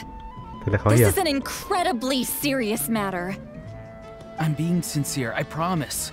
Đứa cháu ngây thơ. I've seriously reflected on my actions. Và già trẻ trung. I know what I did was risky, and I know I made some bad choices. But I don't regret it. Not because I thought I was special, but because I wanted to help Natlan as much as I can. Of course, in the end, I just ended up causing more trouble, so you're right. My apology doesn't mean much, but I don't know what else I can say. Wow, ánh sáng tự nhiên thay đổi vậy. You even had Aoife bring me that gem. A simple thank you. Aoife được nhắc tên khá là nhiều rồi, không biết có chơi được hay không. Thank you, Granny. Kiểu nhìn hình có khi là bố của Bennett hay sao ấy. Có liên quan đến Bennett ấy. Just make sure to thank Aoife sometime. Hay là chưa design nhân vật nên là không cho ra. Design chắc giống Bennett là coi như là Bennett. Don't feel too grateful. Chúng ta có I tampered with the bag to copy a portion of your memories. Chuẩn bị có cốt truyện lore của Bennett. Oh, I didn't notice. Of course you didn't. Cháu bao nhiêu tuổi? You forget how many years I have on you. Like you could uncover one of my tricks. Anyway, I have something else. Ok, đi đây. The Pyro Archon has discussed your case with the others. Many of your actions violated the rules of Natlan, and you should understand you'll have to take responsibility for that. Okay, I understand. But your efforts weren't entirely meaningless in the end. In addition to giving us another failsafe, you saved yourself with sheer force of will and managed to become a hero. Huh. Not too shabby, grandson. Not too shabby, grandson. Did the Traveler and Paimon tell you to say that? What? No! I said that because I mean it! I can't believe you're complimenting me at a time like this. You normally... Ủa, tôi lỡ rồi đấy. You're not off the hook just yet. I told the Traveler I was going to break your legs. Đưa chân ra đây. I meant every part of chân it. đâu? Chân đâu? Chân đâu? Could you not? I still need them to walk. Có 3 chân cơ mà. Còn một chân giữa chắc không cần đi lại đâu. Negotiate, are you? All right. Make me an offer. Tận 3 chân cơ mà. All the good things that I managed to accomplish, can you let me off the hook this one time? I promise to do better in the future. Đánh trừ chân giữa, tội đi theo trai đi. Fine. I can let this slide for now. But I'll be watching. We'll see if I change my mind. Oh, a Traveler, Paimon. Didn't expect to see you here. Hello. Ok, nói nhanh lên. Tôi giữ phải cho trai sao? Ok, Dương thường. Looking after these little rascals is rather exhausting. Tôi xin 5 nguyên thạch hay 1 nguyên thạch nhỉ? Taking care of the Traveler isn't easy either. Paimon's life isn't upheld. Ok, không dễ dàng. Traveler, Paimon, I want to thank you for your help back at the ruin. Ok, không có gì. You are welcome. What can I say that you're welcome? Let's get together sometime. If Auroron really wants to thank you, he can treat us all to a tasty meal. Bữa đấy chỉ trong game thôi. Sounds great. We'll be there. Ok, Dương. Yeah, 2 nguyên thạch. Yeah. Đâu nữa? Ủa? Ủa. Đây là đâu? Về nhà trọ bên mọi người. Ủa? À, đây là... Ủa, tôi chưa nghỉ ngơi à? Ủa, giờ tôi mới nghỉ ngơi à? Nãy chỉ là gặp bà cháu nói chuyện thôi à? If you're done for the day, we should get some rest. Paimon has a feeling we'll need it for tomorrow. Ok. Ngày mai chuẩn bị có biến này. Ok, nghỉ ngơi thôi. Let's go. Tối hôm đó. You ready? You ready? Ồ, tên cổ. Tên cổ. Let's go meet the Lord of the Night. Ok, tên cổ. Cho tôi xin tên cô. Tên cô của tôi là gì? Liệu có gì hay không? So, this is where you heard the Lord of the Night? Guess that means she really has awakened. Hopefully we made it before she falls asleep again. Fret not. Ta vẫn ở đây. I'm still here. For a weak life form, falling asleep is no less taxing an exercise. Về cô gái trẻ của bà đây. Cô gái trẻ đây. Sorry for disturbing your rest, but there's something we didn't have the chance to ask you earlier. We need to forge a new ancient name for the traveler. Tên cổ. But we ran into a problem. She's not from Natlan, so there are no records of her in the Night Kingdom. I see. Mawika must hold her in high regard. Đúng vậy. It would seem the two of you are not simply here on her Tôi chính là chồng của Mawika đây. So, what say you? Do you believe this traveler to be deserving? Đúng vậy. Tôi là chồng của mọi người. Tôi chính là chồng của mọi nhà. Speak your mind. There are no others here. You are both my children. Both children. Bà có muốn làm vợ tôi không? Bà có muốn làm waifu của tôi không? She is special. She saved Kachina and devoted herself to helping us avert this disaster. Natlan owes her a debt. Đúng vậy. But that debt has not been repaid. And with an ancient name, we can at least guarantee her safety. Even though that guarantee will come at the cost of your own life? Yes. Yes, sir. So, it's true. Forging an ancient name consumes the life of the craftsman. Ôi, phải. Forging an ancient name is an act of creation. It involves taking disparate concepts throughout the Night Kingdom and condensing them into a heroic epic. Thôi xong, Silonen sắp chết. It takes time for the new concept to be integrated into that realm. Sức sống của thợ rèn chính là lớp vỏ bảo vệ. If the ancient name is like a seed, then the life of the craftsman is the outer shell. Không sao, tôi không đánh cổ đâu. Tôi chỉ cần Silonen sống cùng tôi thôi. Once that process is complete, the seed will sprout, and having served its purpose, the outer shell will gradually disappear. Forging an ancient name is no easy task. And creating one for an outlander makes it even more challenging. Still. Yes, because I believe forging this name will be well worth it. Okay. We don't know how long we'll be able to hold back the abyss or what the final price of averting this disaster will be.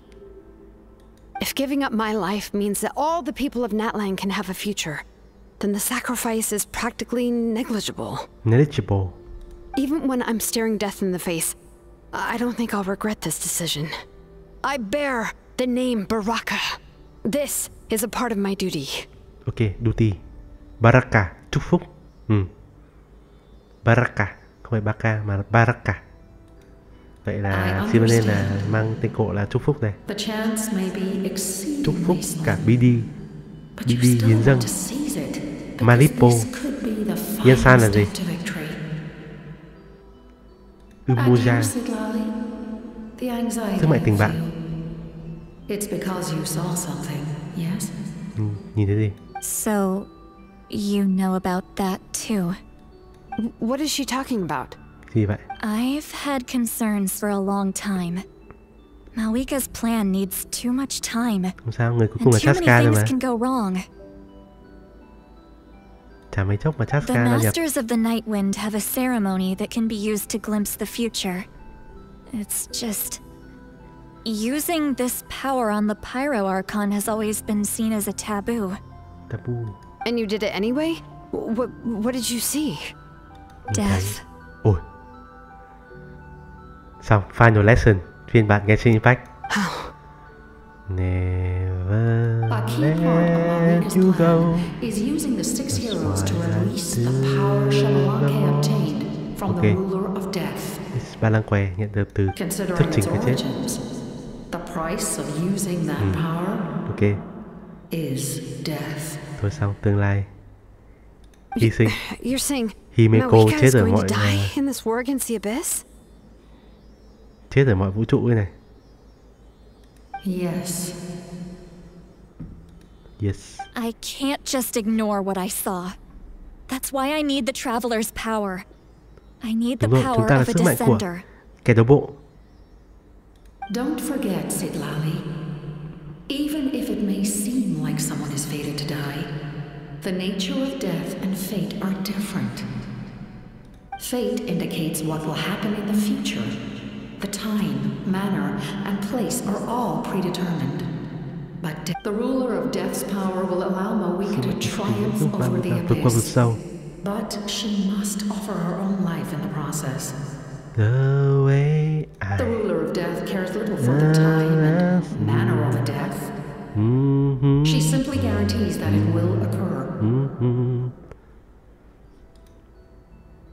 Fate may be able to influence the timing, but that is all the Traveler can change. You're saying we might be able to change when she dies, but not the outcome? Ok. Thay đổi khi nào cô ấy chết. I cannot help you Nghe kiểu cũng chết rồi. It's beyond Đây là my có khi là tương lai. Mawika knows about all this, doesn't she? Yes. I imagine she has long accepted this eventuality. Well, I can't. She's so strong. She never gives up, never rests until a problem is solved. Let you go. She's not the type of person to just quietly accept her death. The Traveler shares that quality. That's why I think this gamble is worth it. Together, I know they can overcome the impossible. Be it fate or death. Đúng vậy. We shall have to wait and see, but I will curb my expectations. My time is running out. It is my honor to witness humanity in this moment of absolute determination. Absolute determination. We won't forget your contributions. Once we deal with the Abyss, we'll find a way to keep you alive. Thank you for saying that. But there is Chúng ta nothing sẽ you can biến do. người thành nhân vật chơi được. Nhưng mà tên này hơi dài, có khi không chơi được đâu. Có cái tên gì ngắn ngắn hơn thì mới chơi được chứ. Zohua, Zahua, Kutin cũng được. Kutin. 10,000. The Night Kingdom will disappear. The humans will continue to fight against the Abyss, and in the end, all will cease to exist. Hư vô à? Vận mệnh hư vô. That's what makes us different. Even if our end comes tomorrow, humanity will still do whatever it takes to survive today. Okay. Exactly. Đúng vậy. Đúng chính là sức mạnh của niềm tin và hy vọng. Times like these always fill me with admiration and reinforce my commitment to the mandate I shoulder. My creator was right in esteeming you Đừng sáng tạo. as special. Zata đã không nhầm. Ủa, ai sáng tạo ra dạ thần đây? Here. This is my gift to you and an Phần extension ý of chí my của ta có thể ghi lại trải nghiệm nhà lữ hành. It can Ok. record the traveler's experiences in this land, whether from the past or the future. Ok. Tên cổ đâu? Có phải tên cổ không? You can forge the ancient name you desire, and the traveler will also become a Tên cổ hero chúng ta sẽ là forever recorded Hỏa in the thân. memory of Natlan. Thank you. We're sorry to ask this of you when your strength is already all but spent. Really. Thank you so much. Arigato gozaimasu. Your thanks Dojo, are arigato. unnecessary. This is the least that an angel can do. Ok, thiên sứ. Time for you to leave.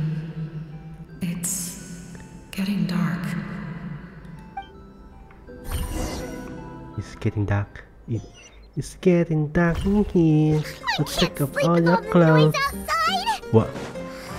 Làm gì thế? Let's go check it out. Ủa, mọi người đâu rồi? Ủa? Hello. Xin chào Citlali, xin chào. Tên cổ. Shilon and Citlali, is there a reason you're up so early? Tên cổ. We went to see the Lord of the Night, and she gave us this. Ok, tên cổ. Like I said before, I couldn't forge your ancient name because there was no record of you in the Night Kingdom. But with this, we can finally record your deeds. Ok, tên cổ. Just keep it with you during your time in Natlan. And eventually, it'll be full of your adventures. Ok, đã hiểu. Tên cổ. Let Paimon see. Có gì không? Ui. Gì đây? Cái gì đây? Cái gì đấy? Ủa? Hành trình cùng nhau khám phá hòn đảo thần bí là thứ mãi tỏa sáng trong phòng Umoja. Như Malipo trải qua sự gột rửa của lửa đã nói, vạn sự đều có cái giá của nó. Ngôi sao vượt qua vận mệnh và là người bạn đồng hành vĩ đại nhất. Cái gì đấy? Cái này là cái gì? Liên quan gì? Ngôi sao vượt qua vận mệnh và là người đồng hành vĩ đại nhất. Paimon à? Paimon. Nhờ có sự cổ vũ này mà Utabiti mới lần đầu tiên cảm nhận được cảm giác chiến thắng. Vì vùng đất của mình yêu mến, BD sẵn sàng hiến dâng tất cả. Đi khắp núi sông biển hồ, nó dần nhận biết thế giới. Bạn cũng nhận ra sứ mệnh. Rồng của tôi đâu? Rồng của tôi đâu? Tôi xin con rồng. Rồng con ơi. Đây là... Ủa đây hình như... Đây là hỏa thần hay là... Đây là Paimon vậy. Nghĩa chúng ta còn Silonen này, Kinnick này, Mulani này, Kachina. Ủa Kachina không phải là anh hùng mà. Ororon, Chaska, Silonen, Chaska. Ủa Yansan đâu? Yansan không có trong này à? Oh, it's the two of us. And a sun in the middle.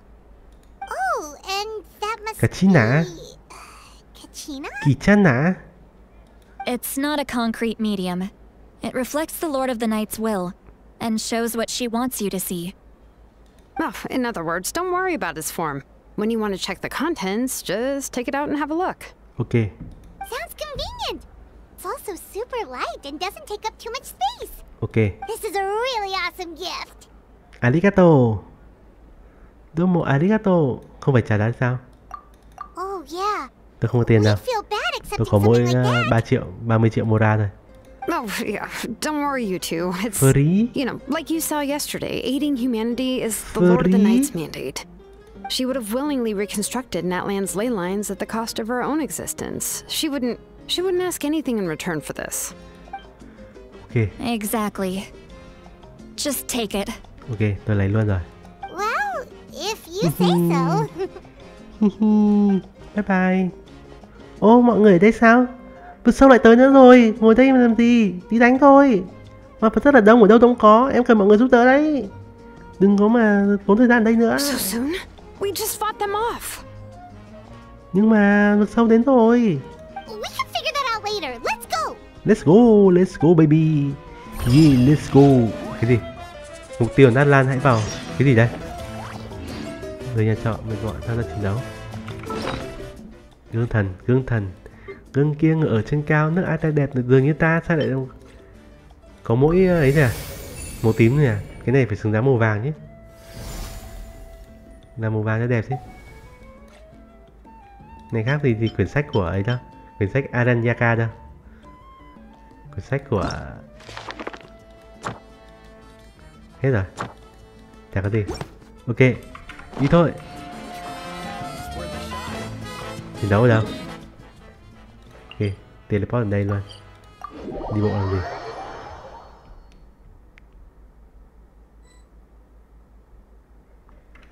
Ủa, đi ra đây. Ủa, bằng gì đây? Tham gia chiến đấu. Hỏi chấm. Bảng thông báo. Ủa, tham gia chiến đấu gì vậy? Hello. Chuyện gì xảy ra?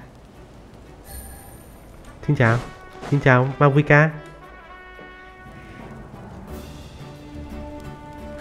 I see. I'll send reinforcements to those two locations.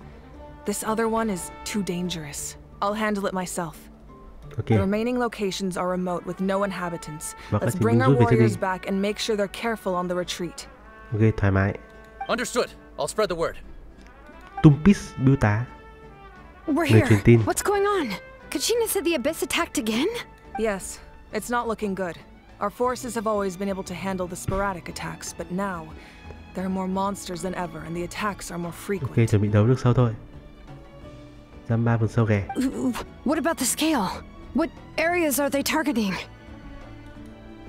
All of Natlan. Not just around the stadium, but even the remote areas of the Collective of Plenty are reporting attacks. Cộng đồng trú phú, xa xôi. Nhưng mà tôi đã mở map đến đây đâu. Could this also be some kind of omen? Ủa Chaska. Chaska vẫn ở đấy. Vậy chúng ta còn có thể cứu Chaska không? We won't last much longer, I know. What we're seeing now is the desperation of the Abyss. It knows we're only one hero short. I don't have the strength to fight it right now. This is its best opportunity and its final chance. Mở map mới đánh đến Chaska thôi. We just have to hold out for as long as we can. Chaska. It'll be a long fight. Our current focus needs to be on protecting civilians and conserving manpower. There are caravans and adventurers trapped in the wild. Many of our warriors have already left to rescue them, but they'll need reinforcements. Vậy cứ giao cho em nhé. Bây giờ em sẽ hành động ngay. All right. Shilonen, Kachina, head to the camp near the Children of Echoes. Sitlali, you're needed in the Masters of the Nightwind. Tên cổ. Tôi chưa có tên cổ. As an important figure in the plan, Auroron will stay here. Your tribe is too far from the stadium. Auroron một trong 6 con tố. Ok. Understood. I'll leave right away. Auroron là một trong 6 anh hùng. I prepared a hot air balloon to take you where you're needed. Ok. Messengers from the Scions of the Canopy are traveling all around Natlan. Tôi đi đâu? Update them once you've completed your mission, and they'll compile the information into a battle report. As I receive intel from the various regions, I'll plan your next move. Yes, sir. All right. No time to lose. Let's go. Let's go. Yes, sir.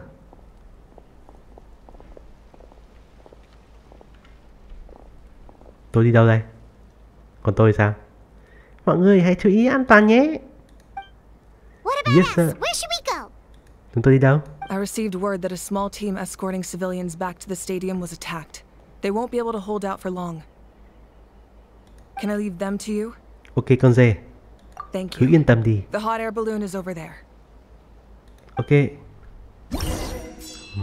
Ồ, cứu nạn bên ngoài. Thú vị vậy. Ủa, map mới à? Ui. Ui. Ui. Ui. Gì đây? Cứu nạn bên ngoài nhận. Có gì thú vị không? Cái gì đây? Trong địa trước đấu trường. Mở hành lang an toàn. Ôi nhiều phết thôi nhỉ. Ui. Dài hơi phết thôi nhỉ. Ui, Captain. Bóng đen khổng lồ. Bóng đen khổng lồ. Captain mà cũng phải nhờ ta đến giúp đỡ à? Take it easy. Cái gì đây? Thiết lập đội. Chắc không cần. Chắc tôi không đánh với con gì liên quan tới lửa đâu nhỉ. Đi thôi. Teleport. Bắt đầu. Ồ, không phải teleport à? Vãi. Bay à?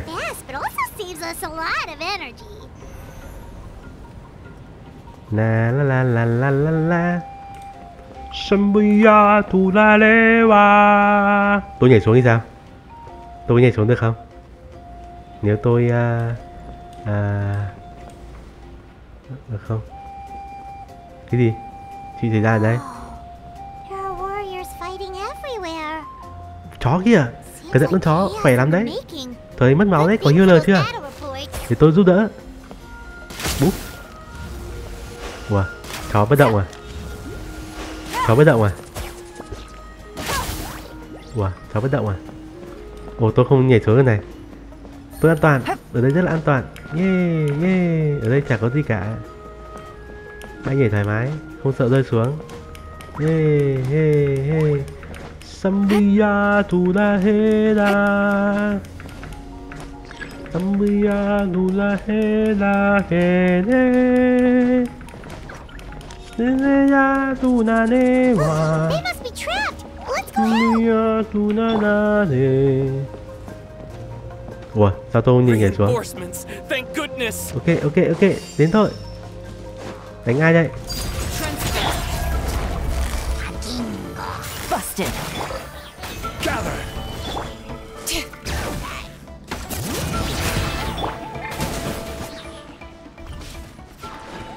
Mình sẽ chết làm gì nữa?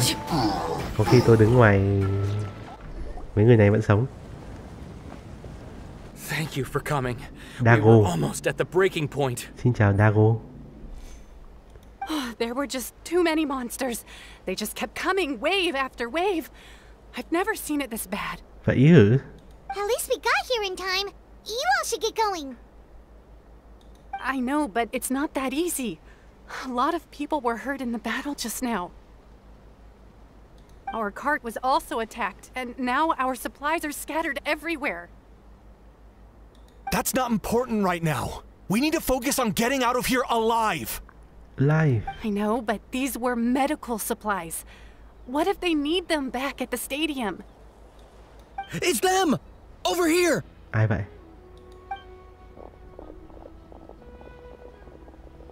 We came to help, but looks like you don't need it. Đúng vậy. Nice job, man. Now we can head straight to the next location. What other areas need help? Here, take a look at the latest battle report.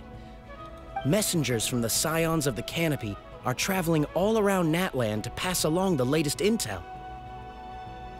If you see a messenger from the Scions of the Canopy, feel free to ask them about the latest battle situation. Ok, tôi đến vườn trên mây thôi. Now where should we go next? Ok, tôi Seems đi đâu? like you can hold your own in a fight, so let's split up. Choose where you want to go and we'll take the rest. Ok, tôi muốn đi chơi. Still looks like they could use some help here, though. These supplies are really important. It's all right. Don't delay your rescue efforts on our account. But if we stay here too long, the monsters might come back. What do you think, Traveler? Should we stay and help? Paimon will do whatever you decide. Tôi đi đâu? Yếu ổn định. Nó vẫn hoạt động. Tổng tử vong. Ui, 121. Sự cố giải quyết 1. Ổn định. Nói chuyện với Uturunku. Không bắt buộc. Nói chuyện với Teppo. Ok, nói chuyện này làm gì? Do you get scared? Không.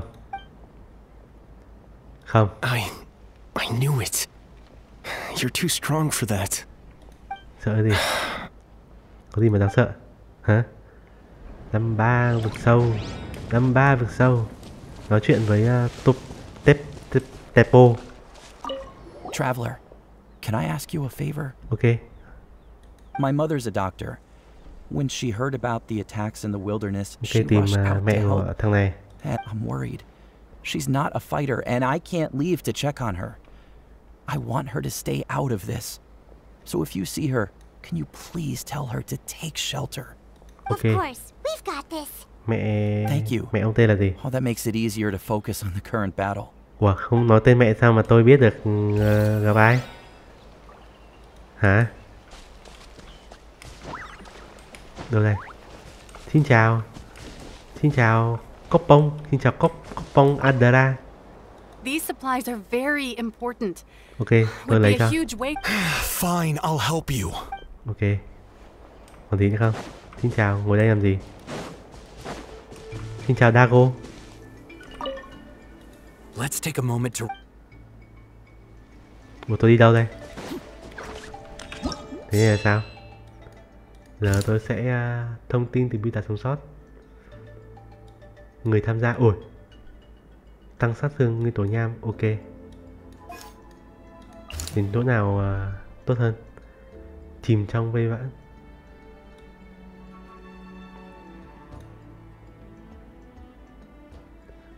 Đây là tình huống khẩn cấp, lập tức chi viện hoặc không sẽ dẫn quả khác nhau. Tiếng phải khẩn cấp không?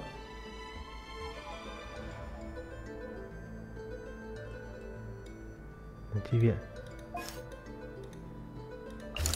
Hướng một điểm bị mang ở bao vây.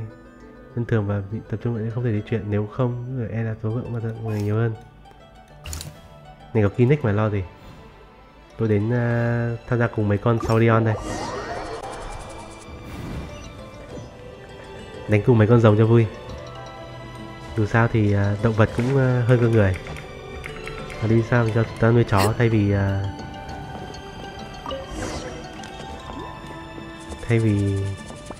thì không biết. Thay vì nuôi người. Không liên quan lắm.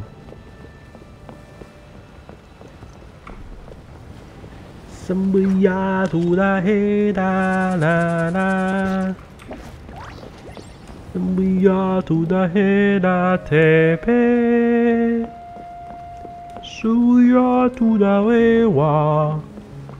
Sambuya thu da da thi. Sambuya thu da he da nat lan. Wa.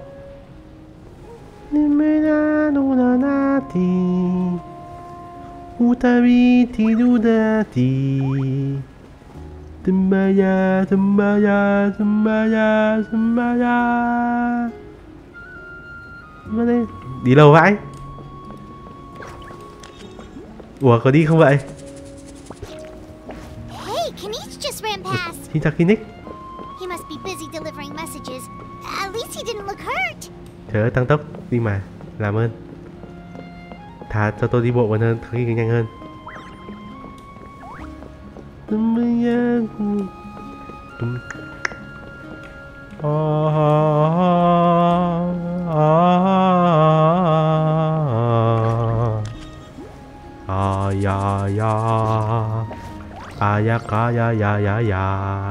Ủa, mấy cái cây này biến thành màu đỏ hết à? Sợ đấy. Bình thường nó cũng màu xanh nước biển mà, sao giờ thì biến màu đỏ rồi? Kinh. Thực sâu đã ăn mòn tất cả mọi thứ à? Cả mấy cây này nó cũng không còn nguyên vẹn nữa. Ok. Cứu. Ok, cứu mấy con Saurian thôi. Đúng vậy. Đá vỡ mặt chúng mày đi. Hey, tôi đến giúp mấy em đây. Dăm ba con gà này dám đánh mấy con rồng dễ thương à? Đúng vậy. Sao thế?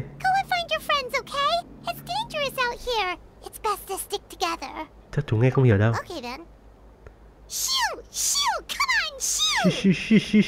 Nope, still nothing. Wait, something on the ground over there. Trên mặt đất có gì vậy? Có một cái túi. Nghe thấy chưa? Let's see. Oh, it's one of the battle reports from the Scions of the Canopy. This must be what the Saurians were trying to protect. Looks pretty recent too. We can use it to figure out where to go next. Nội dung mới cũng có nghĩa là bưu tá có thể vẫn còn đâu đây. Maybe they just dropped it by accident though. Anyway, we saw the battle report, so you guys don't need to worry anymore. Đúng vậy. Still no response. Well, what do you want to do? Follow the battle report or continue to explore this area? Ok, tìm xung quanh vậy. Xin chào, Junkaso dũng cảm. Xin chào, Junkaso tận tâm. Xin chào, không có tên.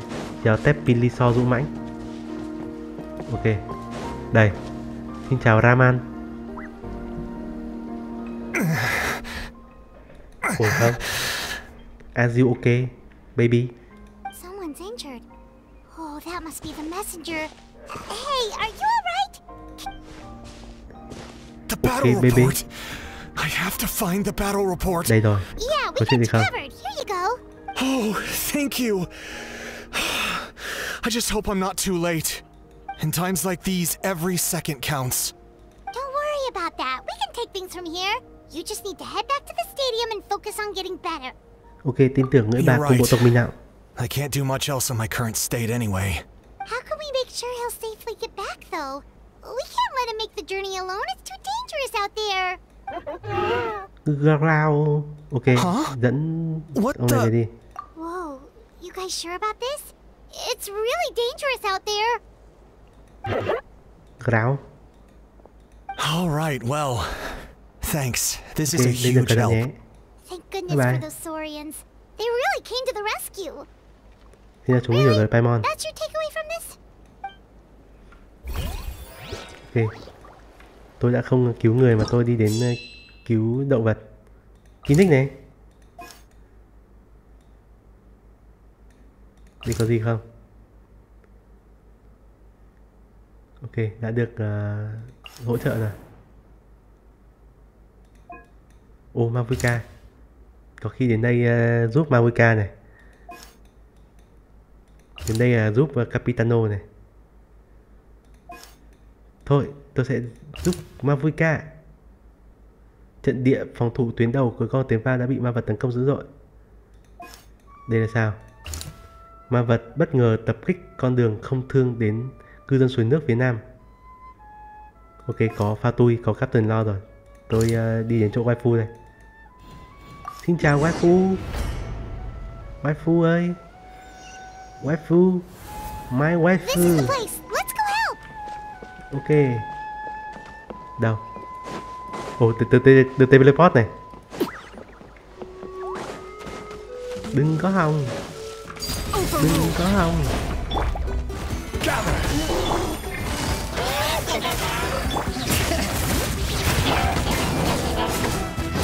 Đừng có mà hòng.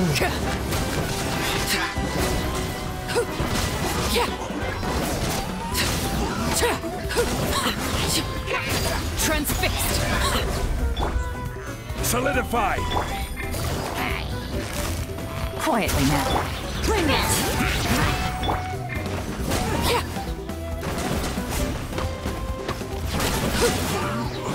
Thấy chưa? Không chưa? Còn gì không? Còn gì nữa? Ủa? Con ghẻ này.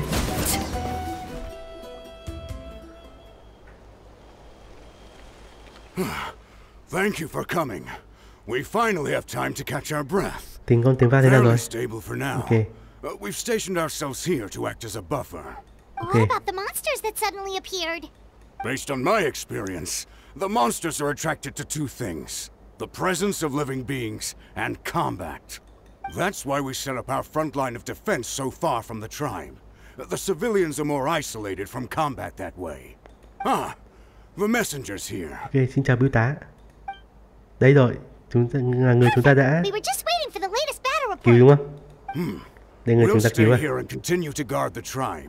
There's so much that needs to be done after that last battle, but we're short on manpower.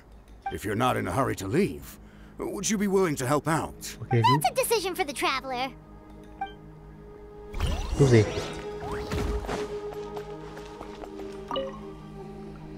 Ah, by the way, I think I know where some monsters might be. It's an area nearby. If you've got some time, I'd appreciate... All right, let's move out. Ok, đi thôi. Đi đâu? Nói chuyện về Chimali không bắt buộc. Xin chào Chimali. Xin chào. Just stay calm. Ok, xin chào. Kết thúc là nói chuyện với Raman đúng không? Cái thằng này đúng không? Không phải Ulanta. Ủa, là một thằng khác à? Ai đây? Ủa đâu? Đây là đâu? Tôi là ai?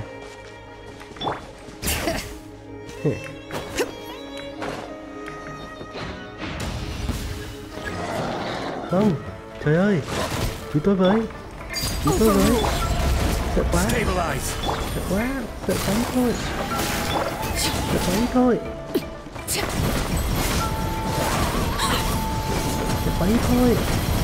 ơi. Con sâu khỏe quá, con sâu có khỏe. Ủa, từ đâu ra vậy? Con này từ đâu ra? Nó hù dọa tao. Thanks to you, we managed to clear out the threats in the surrounding area. area. Quay về thôi. Bắt tôi chạy lên nữa. Quá buồn. Sao con teleport tôi lên trên mà bắt tôi chạy lên? Ủa? Tôi không bay được. Ai đó cho tôi lên với. Ở đây. Đấy rồi. Ủa sao tôi dùng siêu linh không lên được?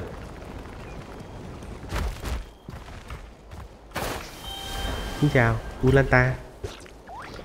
Cho tôi đi.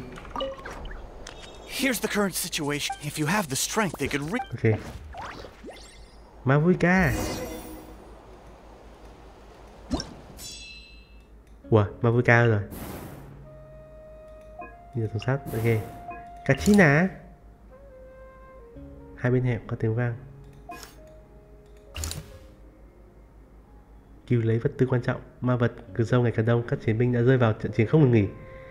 Khi đội chi viện Fatu có mặt thì đội đã thương vong nghiêm trọng, khổ thân. Đây là lý do vì sao tôi không đến đây. Mọi thứ đã toang. Để trình báo nguy cơ này được nứt ra. Gì đây? Thủ lĩnh Weya đáp ứng tăng lên. Ồ, ai đây? Cư dân chủ nhân gió đêm. Ồ, chủ nhân gió đêm, đây là vùng chủ nhân gió đêm à? Hội ma gió ở đâu? Trên đỉnh núi bên ngoài đấu trường rất nhiều ma vật chiếm giữ. Ok. Kino Solo, tù nhân đồng hành. Đây là cư dân suối nước đây. Rồi chúng ta đến đây thôi, chẳng có gì nữa. Tôi biết là chủ nhân gió đêm là sẽ ở phía bắc, ở phía tây bắc. Wow, there are so many people here. Looks like it really is getting too dangerous for people to stay out in the wild. Guess that means the situation isn't getting any better. Well, we'll just have to keep fighting.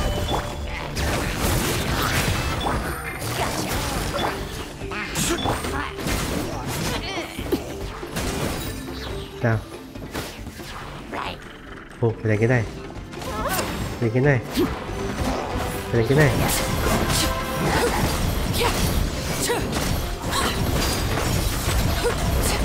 Order guide you. Solidify. All right.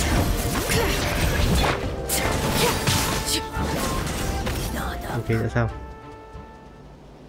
Sao nữa? Kinect không có voice actor. Công việc biêu tá đã xong rồi. Tôi quay về đây xem sao. Có hai vị ở đây thì chắc chắn không cần thêm tôi nữa rồi.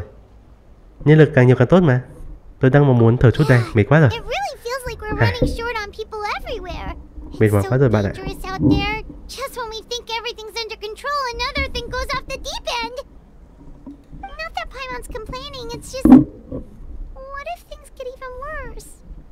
Không sao, mọi việc sẽ tốt đẹp hơn thôi. Haha, chỉ có đám sơ bọ yêu đuối mới ôm lấy hy vọng thôi. Nghĩ lại câu hỏi ngu xuẩn của ngươi thì rõ ràng ngươi đã biết câu trả lời rồi mà. Chỉ là không muốn đối mặt thôi.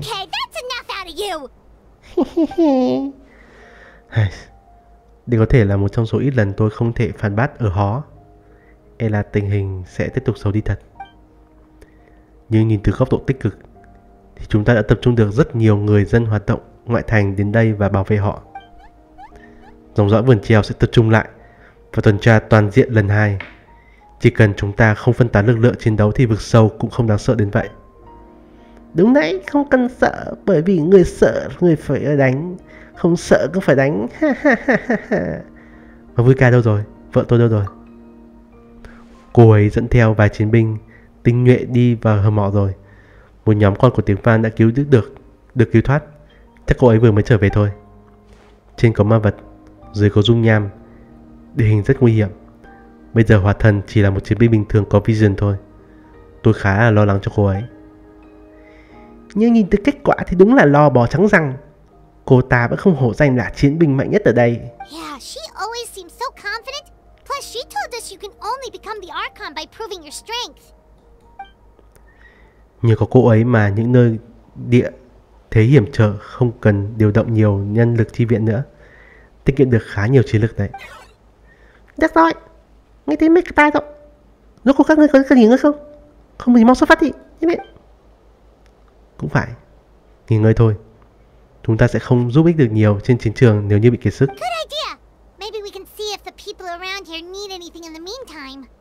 Ngay cả khi nghỉ ngơi chúng ta để giúp đỡ. Ok con dê. Ok đệ sự. Xin chào. The protection of this location is critical. Our current forces won't be enough. I'm sure other areas are Ok. Xin chào Kinect. Thánh Long cứ hư ho toàn năng đang nghỉ ngơi, không muốn nghe thấy tiếng ồn nào của sinh vật thấp kém, cũng không chấp nhận bất kỳ câu hỏi nào. Who asked? Who asked? Who asked? Who asked? Xin chào Dũng Mãnh.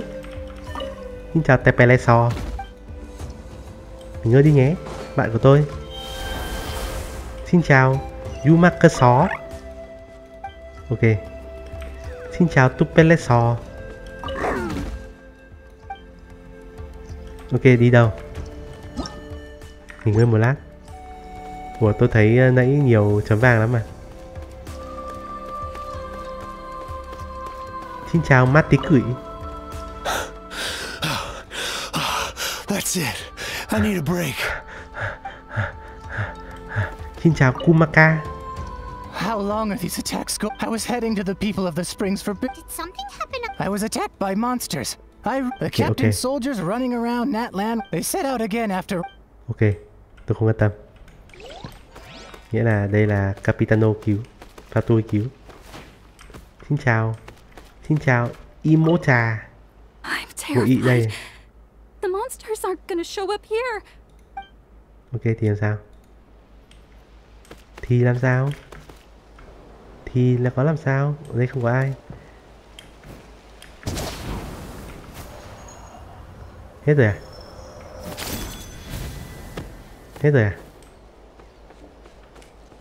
Xin chào cô con và Andra. It's you two. I'm so glad you're all right. Okay. Hey, you made it back! Sure did. Dargo made sure we got back safely before rushing out again. Plus, we managed to deliver the medical supplies to the stadium. I really can't thank you enough for your help. Tốt quá. Rồi sao nữa?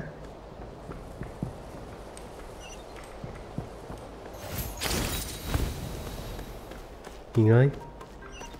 Xin chào, Queku, Akon và bố bé. The commissions just keep coming one after another. Normally I'd be happy, but given the circumstances. It's only a commission if you get paid. This is something else entirely. Still, everyone's doing their part. Except those who like... Ok, đây là hội mạo hiểm đây. Còn ai nữa không? Thế thôi à? Hết rồi đúng không? Ok, nghỉ ngơi thôi. Mệt mỏi quá rồi. Kiệt sức rồi. Wanna get some rest, traveler? We have to head out again in a bit. Nghỉ ngơi thôi, mệt mỏi quá rồi. Đừng ai hỏi tôi cái gì nữa. Wow, chiến báo mới ở đây. Hello, xin chào. Chiến báo đây. Báo đời đây. Ủa, ai trên này? Không phải, chỉ là cái đèn. Chẳng có ai ở đây cả. Ok, chiến báo.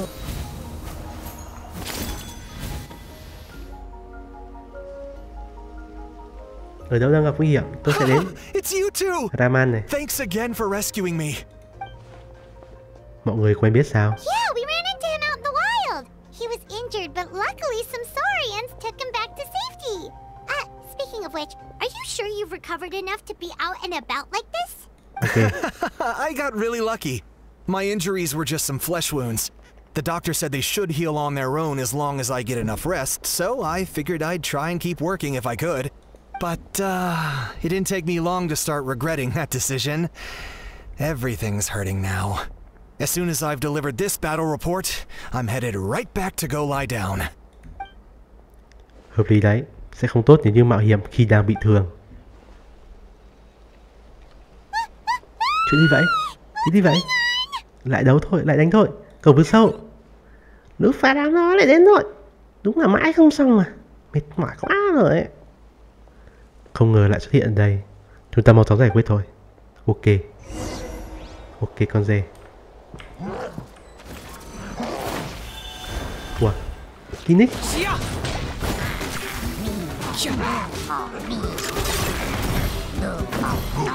Wow, thật sao?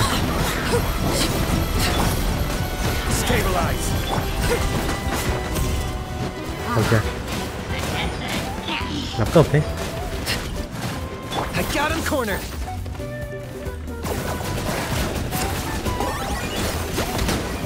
Một hit. Một hit.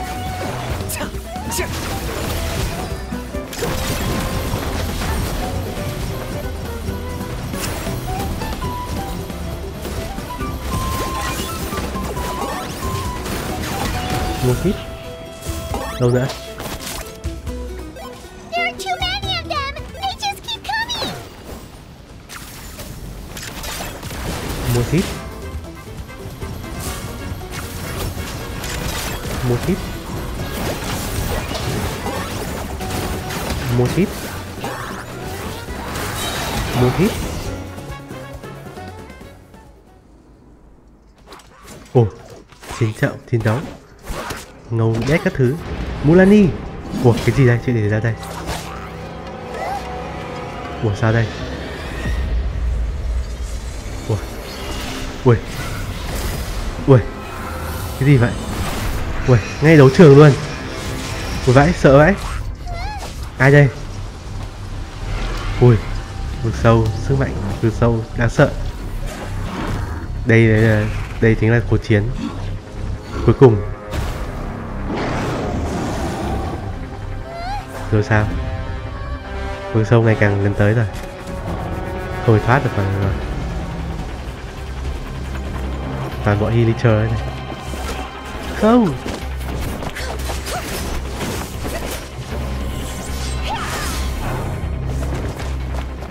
Okay. Mới là chiến đấu đẹp đấy. Có tội là support của DPS. Capitano. Ủa, Capitano có cảm tình gì với Silonen mà cứu cô tận 2 lần vậy?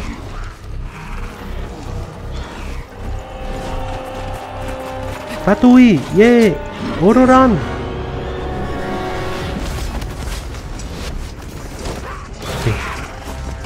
Chiến đấu Golet. Đây mới là chiến tranh thực sự. The situation is grave. Hold this position. Keep the people safe. Đâm 3 con Villager kìa. Chaos and emptiness. So that's the abyss. Chaos and emptiness. Đúng rồi, từ sâu đây. This is best chance. Giờ chúng ta sẽ vào đây. The sacred flame. Archon's on the case. Nhưng mà vẫn còn một vị anh hùng nữa. Giờ phải làm sao? Chả lẽ đến nước này là phải hủy diệt toàn bộ, phải hy sinh dạ thần ấy.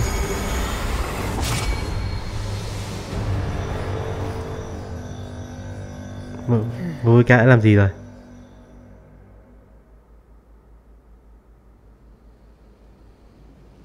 Ui, nhìn vực sâu vẫn ở trên trời. Sợ vãi. Sự sợ hãi và hủy diệt ngưng tụ thành thực thể. Thảm họa đen tối này cuối cùng quyết định đứt trừ các ngươi rồi.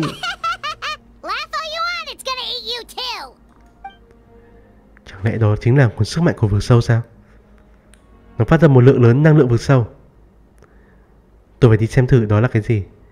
Nhưng chắc chắn không kịp nữa rồi. Mọi người mau tới nơi để đề cập trong chiến báo đi. Sau khi thứ này xuất hiện, tình chắc chắn sẽ xấu đi rất nhanh. Chúng ta không có thời gian nữa. Tôi hiểu.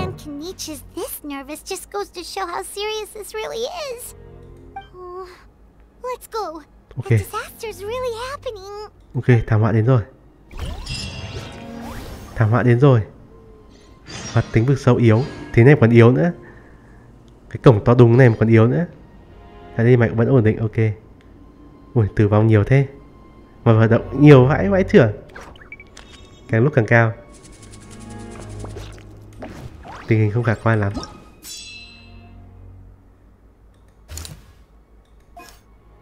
%51 đến 100% sao? Kinix. Nguồn sức mạnh vừa sao? Ok, Kinix đang ở đây. Bên này vẫn đang ở đây. Cố trụ Kachina vẫn ở đây. Chả làm gì. Phá tụi đây, cái gì đây? Sức mạnh vực sâu đã lan từ đây ra, toàn bộ lan ma vật vô tận không thể cản phá. Ôi, bên này nguy hiểm nhỉ. Mình nên giúp phía Bắc hay là có khi mình nên giúp chỗ này. Đồ lại ma vật. Chỗ này có cộng đồng dân cư. Phía Bắc là nơi thì là nơi giao thoa giữa chủ nhân gió đêm với cả Nát Lan. Chỗ này là cư dân suối nước. Chính chắc không sao nhỉ. Dù nào map chủ nhân gió đêm vẫn chưa mở mà.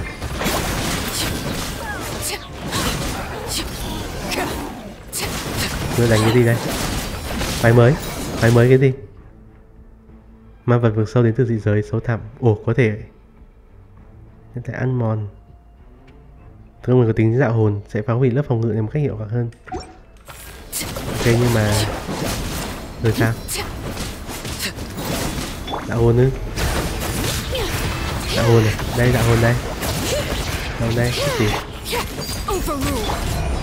Stabilize. Busted.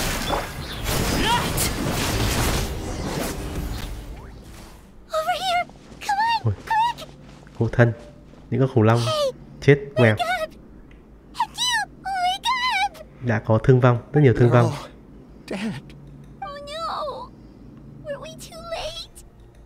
We were on our way to the stadium with our Saurians when that dark entity emerged in the sky. Seconds later, the abyss monsters appeared and changed into Saurian form. They fought till the end to protect us. And now... Thôi nơi này không nên ở lâu. I guess. Thank you. Oh, I'm so sorry. Truly I am. May the Wyab watch over your souls. Paimon. Đây không phải thảm họa. This is war. Paimon knows it's just... Đây là chiến tranh. But anyway, right now, let's focus on getting them to the stadium. With any luck, there'll be an update waiting for us there.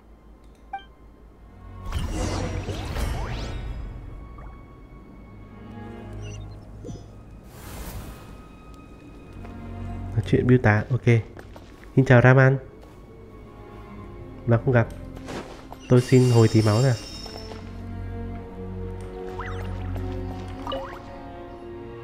Oh, hey, it's you again. We meet again. It's a real again. shame I'm stuck here nursing my wounds. Otherwise, I'd be out there on the front line delivering the latest intel to you guys. What's the current situation out there?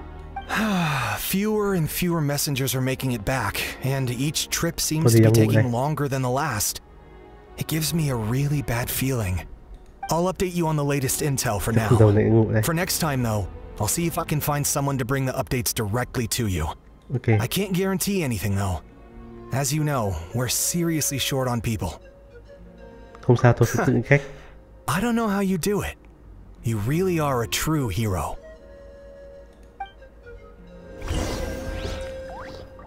$374 tăng lên và vận động cũng và tính vực sâu mạnh rồi đây này. Địa mạch tổn thương rồi, thôi sao? Vẫn chiến đấu à? Chiến đấu tới khi nào đây? Ác thú hoàn thành. Ok, cứu. Này, còn tạm biệt sâu chứng cứ. Ui. Xong. Tạm biệt chủ nhân gió đêm. Ui, cái gì đây? Sức mạnh vượt sâu khổng lồ ngưng tụ thành hình thái khó tả. Ồ, ở chỗ này à? Ui, này bay màu hết rồi. Tôi không đến đây cứu là bay màu hết chỗ này này. Mulani có ổn không? Gì đây? Suối nước nóng cư dân bị ô nhiễm nghiêm trọng bởi vực sâu, nhưng mà tôi không đến đây được. Này, người dân kiếm cứ. Đã cứu người sống sót ở đây. Ok, đến đây. Ok. Giúp đỡ với khu vườn trên mây thôi.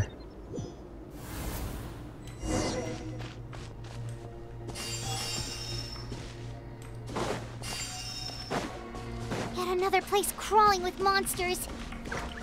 Let's clear the area and see if there are any survivors. Vãi. Chết hết. Ở đây nào? Ở đây hết nào?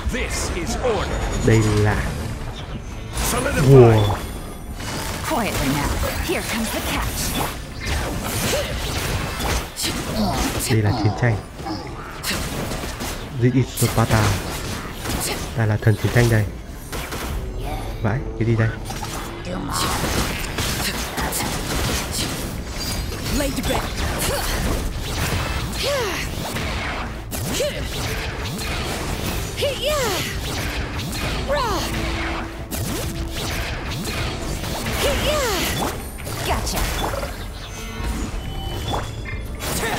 Đây quái mới. Sau này nó trong vực mà đánh mấy con này mệt lắm này. Còn ai sống sót không? Có ai sống không? Có ai sống không? Tỉnh lại đi mà. Tỉnh lại. Tỉnh lại đi. Trời ơi. Đi tăng người chết thôi. Điều đáng sợ.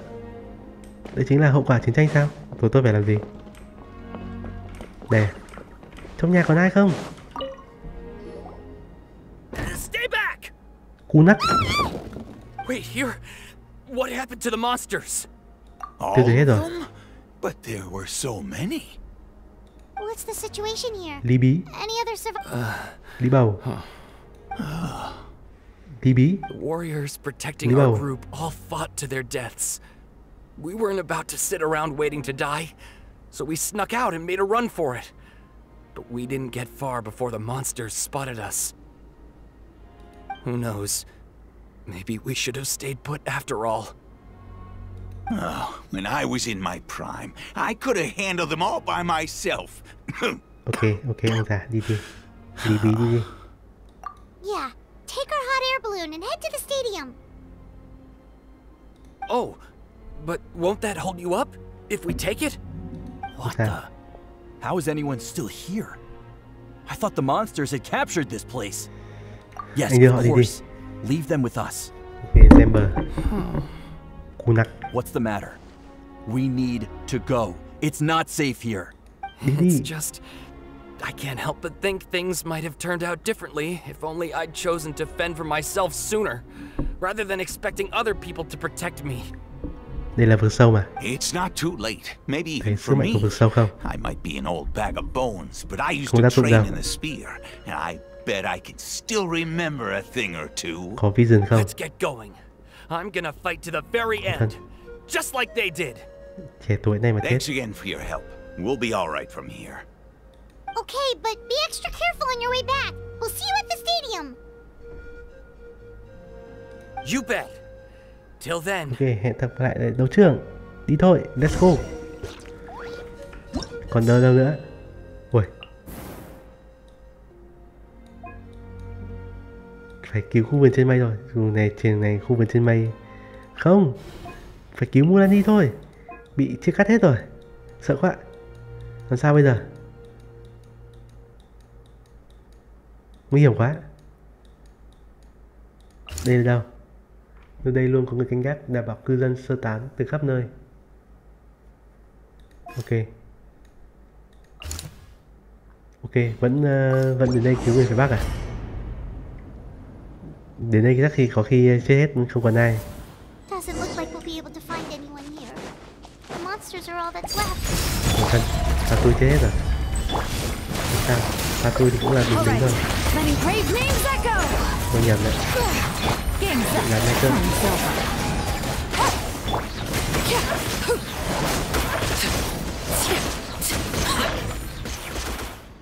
Nope.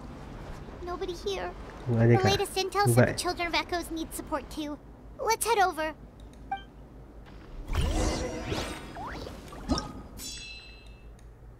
Chết hết.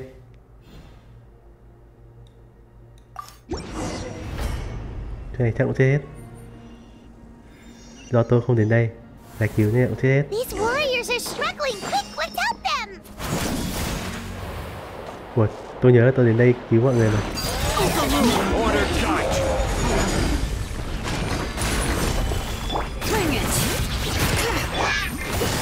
Busted.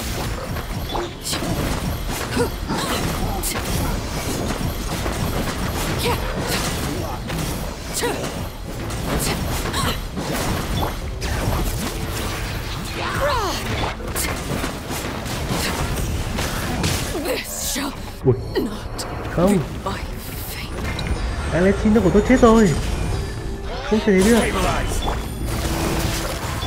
Làm sao bây giờ? Tình hình quá căng thẳng rồi. Alessino dậy đi.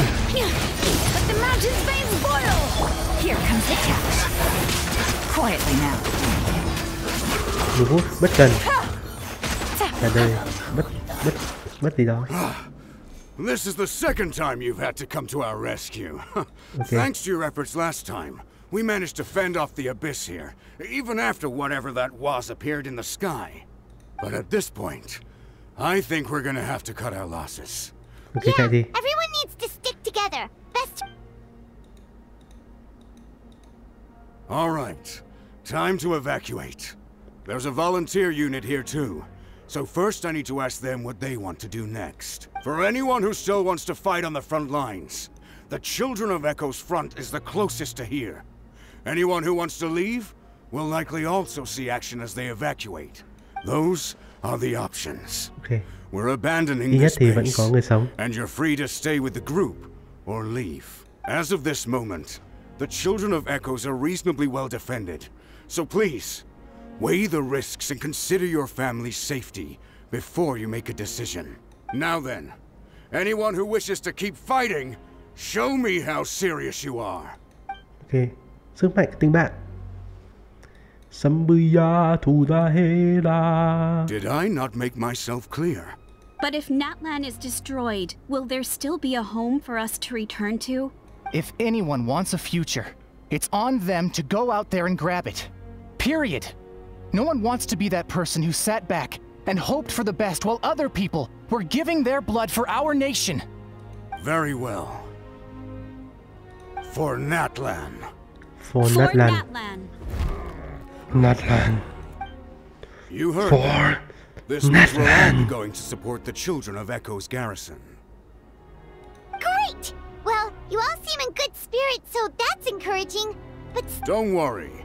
It'll be just like another Night Warden war. We'll force the Abyss back if it's the last thing we do.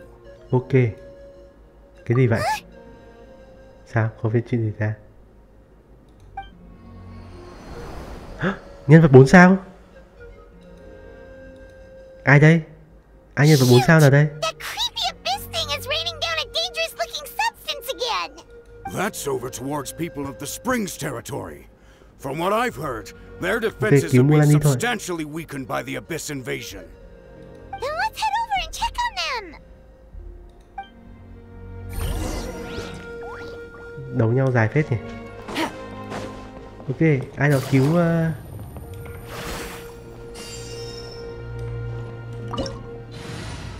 cứu Alexino với. Không, Alexino chết rồi. Thế thì vĩnh biệt Alexino. Có thể Alexino và ai đây?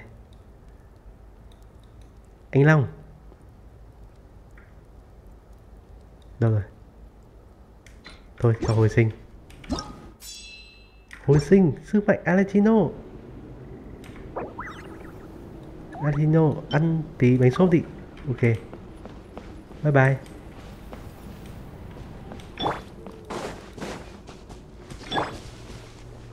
Làm sao? Tôi đi đâu? Hello. Tôi đi đâu đây?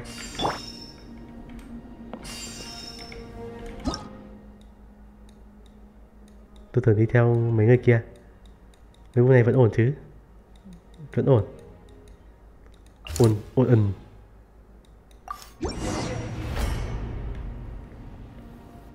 Ok, đến đấu ấy thôi. Đến giúp cư dân suối nước thôi.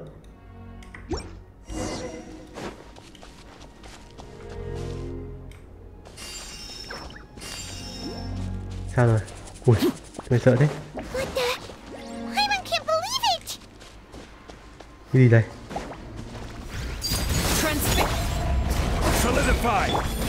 Gotcha. All right. It's too darn strong, our attacks are useless. Oh, why isn't anything working? At this rate, the Abyss is just gonna keep sending more and more monsters. The next wave will be here soon. We need to get out of here. Let's check the area for survivors and hurry. Ê, cái cầu sống không? Ê, hello, dậy đi. There's just one battle report left, and it gives a long list of places where the dangerous substance has been dropping. This is the first report we've had in ages, which means the messenger's job has become all but impossible. But there's nothing we can do about that. Our priority is to get to the next affected zone.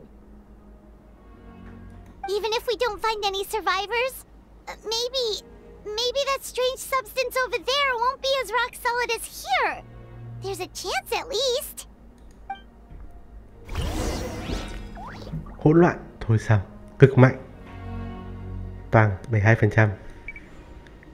Khi nào mới 100% đây? Khi nào tôi mới rời khỏi cơn ác mộng này? Cơn ác mộng này đã kéo dài quá lâu rồi. Cái kết sắp đến. Ồ. Thôi. Khu vườn trên mây. Còn ổn không? Nỗi tuyệt vọng phía trên cao. Đến khinh khí cầu, đến điểm chi viện.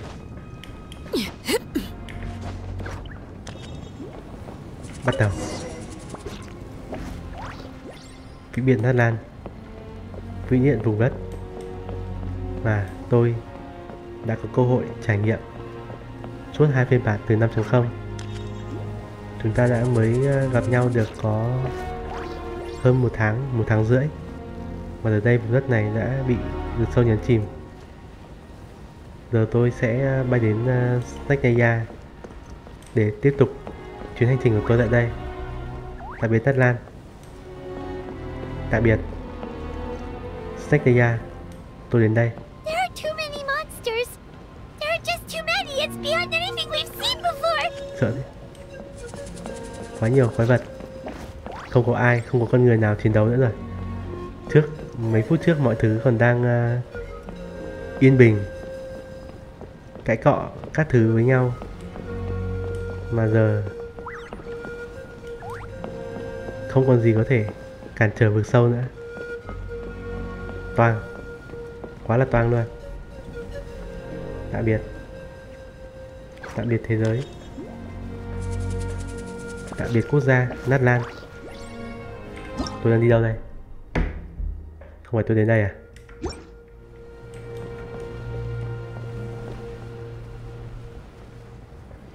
Bao giờ chúng ta mới đến Snake đây?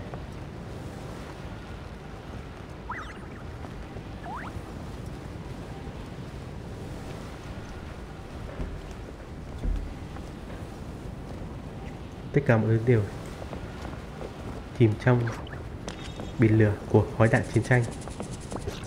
Chiến tranh đã... Đây là hệ quả chiến tranh sao? Có đáng không? Đáng chứ. Chúng ta không thể để vực sâu nhấn chìm mọi thứ được. Chúng ta phải phản kháng, nhất quyết không chịu đầu hàng. Ôi, xong. Khu vườn trên mây đã thành ổ của vực sâu rồi. Còn ai ở đây sống sót không? Đá Wayyop còn sống không? Thủ trưởng còn sống không? Tù trưởng còn sống không? Quá đáng sợ.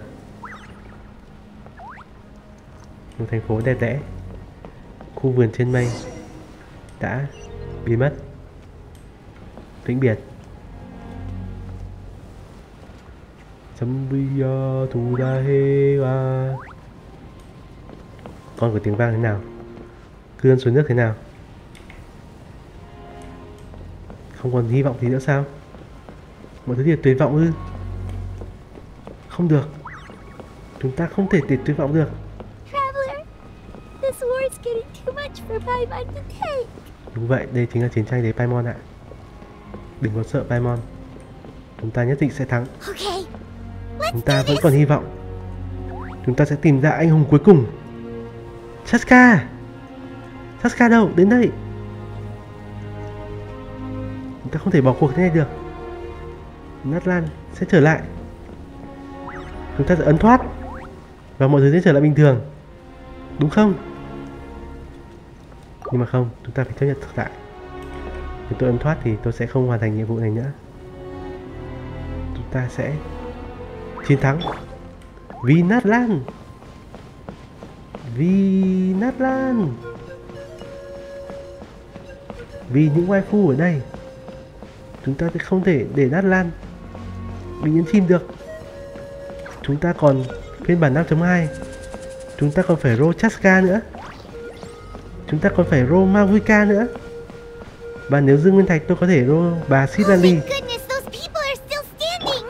Ồ, vẫn còn sống ư? Đâu? Chiến đấu. Chiến đấu. Tôi đến đây. Đừng có chết. I will have order. Stabilize. Quietly now. Game's up. Không sao đâu, có tôi đây rồi. Mạnh mẽ lên các bạn. Ôi chết rồi. Xong rồi. Chạy đi. Chạy khỏi đây đi. Ta không thể thắng đâu. Still no luck, huh? What on earth are these things? How are they invulnerable to attack? Yeah, at least with regular abyssal pylons, anyone with a vision can destroy them. But this thing, No one's seen anything like it before. Đúng vậy. It's like a part of that sky demon's body or something. Sâu là thi thể gì đó rất là bí ẩn. It seems like it can spawn abyssal pylons, and with them, a never-ending stream of abyss monsters. Chúng ta mới thấy sức mạnh thực sự của vực sâu. We're just không no khinh match thường for được. it. At this point, retreat looks like our best option. We're fighting a losing battle here. Okay. The stadium is our only hope. Tập hợp lại. That's where the sacred flame is, which seems to be the one thing that well of abyssal energy is afraid of. The Tập hợp lại. Pyro Archon is guarding the flame. As long as that continues, we still have hope. Còn có con người chúng ta sẽ chiến thắng. What's this? Đây là gì? Water Nước and của some Mỹ đồng rồi. snacks. You look like you need it. Như vậy không I'm sao đâu. guessing we got enough people to hold our own here, and it's high time you took a break. Why don't you sit down and gather your strength for a minute? Okay. It's true. Nghỉ We've phát. been fighting pretty much non-stop. Nhưng mà không, Traveler, you must be exhausted. What tôi do sẽ you không think? nghỉ. Tôi sẽ tiếp tục chiến đấu đến khi hơi thở cuối cùng thôi. Nếu không xử lý được một tên thì những người tập trung tại con tiếng phát sẽ nguy hiểm. Oh, you're right. Cả chiến sẽ nguy hiểm mất. Well, then guess we'd better go warn them. It's your decision. If you want to set off right away, Paimon will come with you. Ok, tôi xuất phát luôn. Ui, trời đất ơi. Suối nước toang, vườn trên mây toang. Chúng ta chỉ còn lại con tiếng vang. Kinnick vẫn ở đấy ư? Kinnick đâu rồi? Ôi không, ôi không, cỡ khủng long, không, nó sống không? Dậy đi, dậy đi. There you go, buddy. It's still Ồ, gonna vẫn còn hurt sống. for a few Hay days, thế. but apart from that, you're on the mend. Từng chết. Toto, is that you? Toto. Toto chính là con khủng long mà chúng ta cưỡi It is you. Oh, thank goodness you're cùng okay. Kachina ở đầu game đến đấu trường ấy. Toto was the only member of his family who didn't flee from the invasion. I don't know if he was being territorial or what, but he stayed and fought the abyss. Không sao, hãy chiến đấu cùng chúng If you tôi. hadn't gotten here when you did, Khủng long cổ he dài. may not have made it. We Triệu should hồi let các him siêu rest thú here siêu until nhân. he's able to stand again. Triệu hồi ga I'll look khủng after long. him. Thank you so much. Cảm ơn Toto. Next time you're told to evacuate, be a Đúng good vậy. Saurian and do as you're told, okay? Kachina. Tạm biệt Toto. Vẫn sống như may rồi. Ok. Hai này muốn nói gì? Nói đi. These monsters, they're what the winners of the pilgrimage go on to fight, Đúng aren't vậy. they? So that makes us veterans of the Night Warden Wars now too. Đúng I vậy. hadn't thought of it like that, but neither of us are name bearers. So we're not in Đúng this vậy. for fame or glory. Không có tên cổ thì không hồi sinh ở đâu. Đừng có mà chết nhé. Ok, đến đấy thôi. Cứu Kachina với cả Silonen thôi. Tình nguy cấp quá rồi. Mọi thứ đáng sợ. Silonen, Kachina. Oh no, the monsters have already stormed in. Mọi người đâu rồi? Mọi người đâu rồi?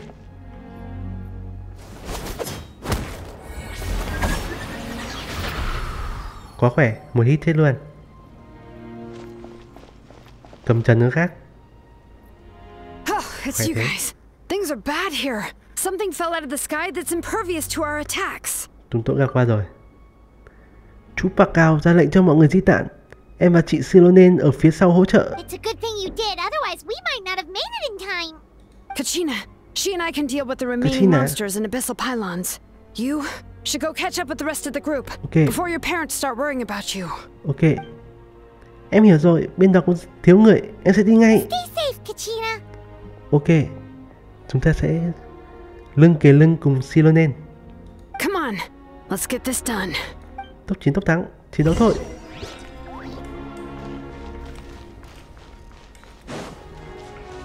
Ôi.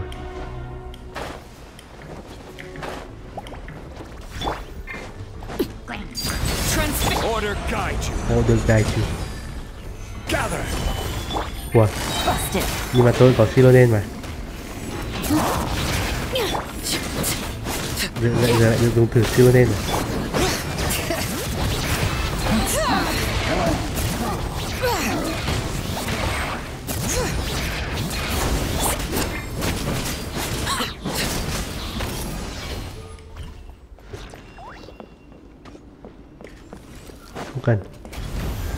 Đừng có mà làm mất máu của tôi.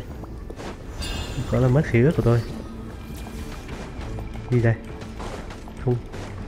Trời ơi.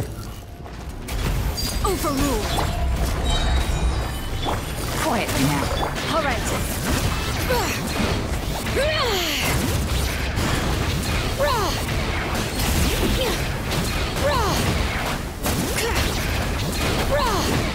Đừng có chết. It's time Ồ. to sleep. Khổ thân Silon chết rồi. Không sao, Silon dùng thử. Gotcha.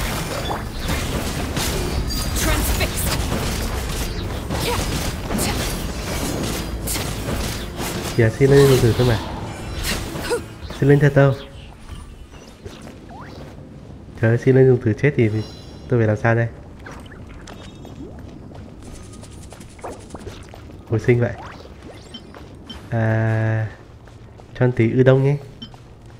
Với ăn đậu cua gạch đi.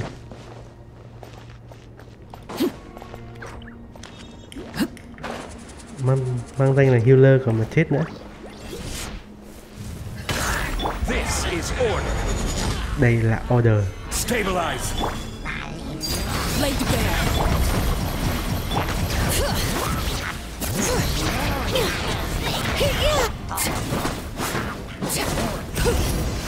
Cà cà. Ok, hoàn tất di tản tàu rút lui thôi. Xin con khủng long. Chạy thôi, sợ quá. Sợ quá. Đừng có ai đuổi theo tôi chạy đây. Yep, that's everyone. Okay. And no more casualties by the look of things. Yeah, this is good. We can evacuate shortly. I appreciate your help.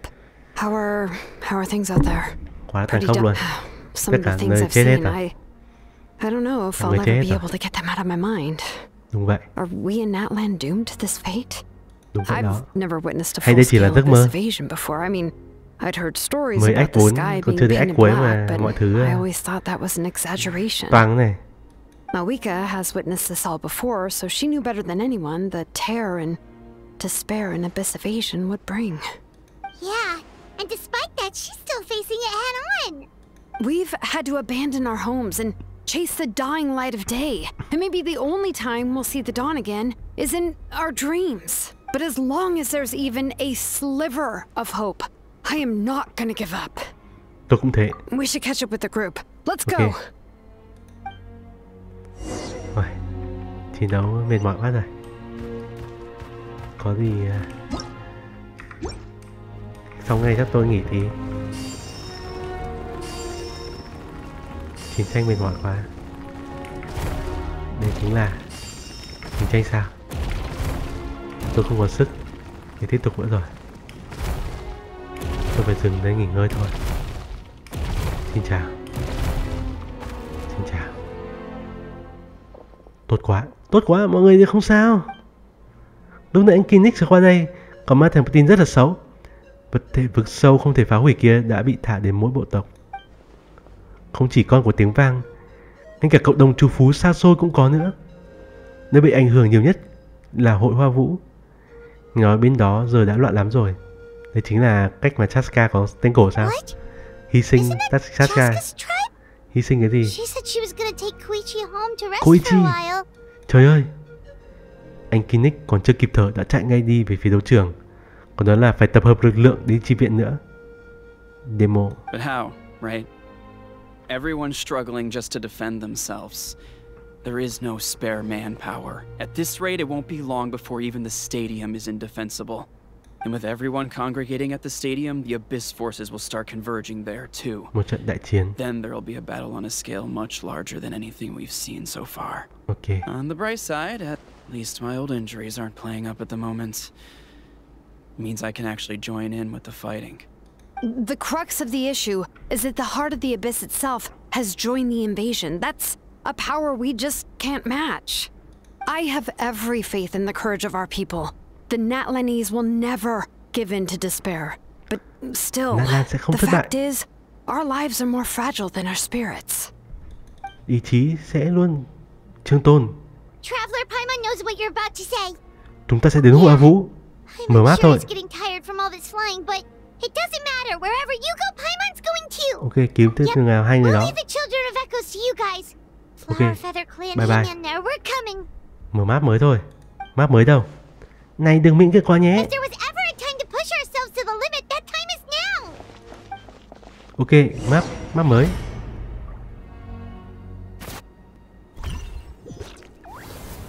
Wait, over there! It's Cheska and Koichi! Traveler, over Ok, here.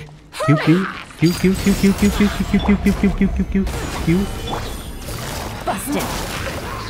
Things are about to get dicey. Bring it. Đâu rồi? Đây rồi.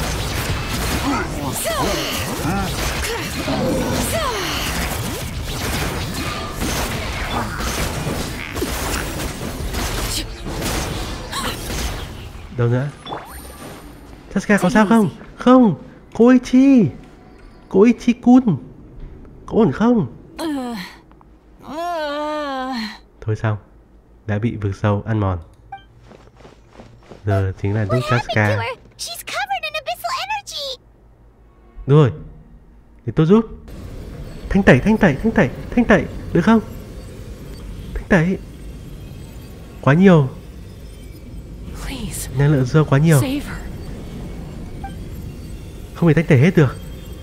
Không xong rồi.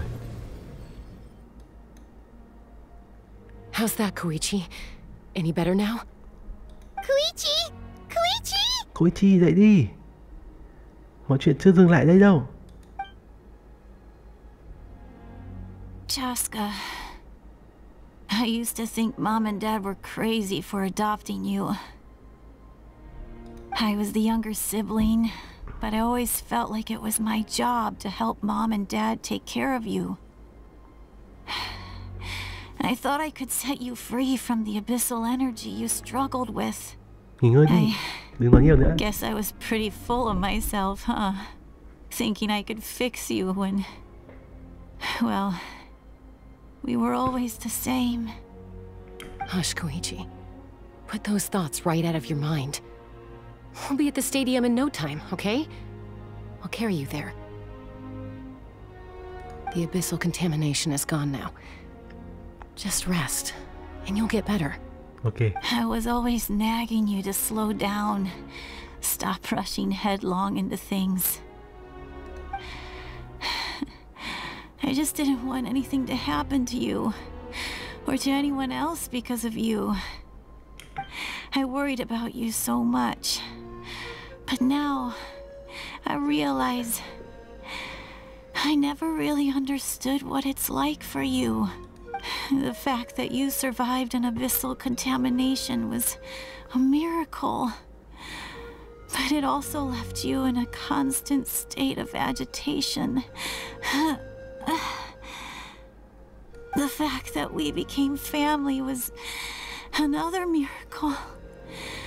But with me worrying about you all the time, it feels like I just agitated you even further. No, absolutely not. Nothing could be further from the truth. Do you hear me? All you ever did was love me. Same goes for Mom and Dad. I've always known that. And I feel terrible because I really did want to get along as a family. It might take me some time, but I'll find a way to make it work. I'm so sorry, Koichi. It's okay, Chaska. No need to apologize. You didn't do anything wrong. No one did. I get it now. So, no nagging from me this time. You keep forging ahead, sis. Ok, tạm biệt. Never slow down and never hold back. Kurosaurus. Spread your wings and fly free. Like the fiercest Kukusaur in the sky. Show the world who the bravest flower feather warrior is. Because that's who you are. Nói gì như trăng trối vậy? And that's the sister I'm proud of. Ôi, chết luôn. Phải. nghỉ. Ôi, hy sinh. Em gái hy sinh. Trở thành tên cổ của Chaska. Quá buồn.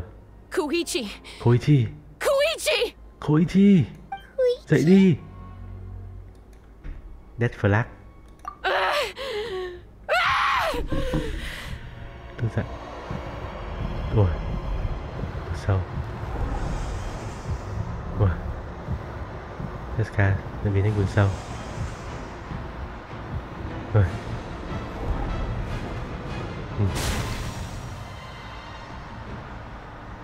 Năng lượng vườn sâu của Chaska. Chaska là ai? Chaska? Sao có năng lượng vườn sâu mạnh như vậy?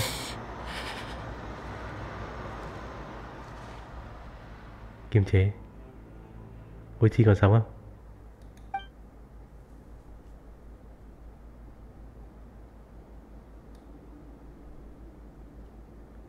Kỳ thật ra còn sống không?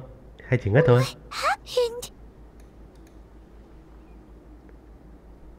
Để cô ấy yên tĩnh một chút đi. Bây giờ chỉ ngất thôi. Chết thật à?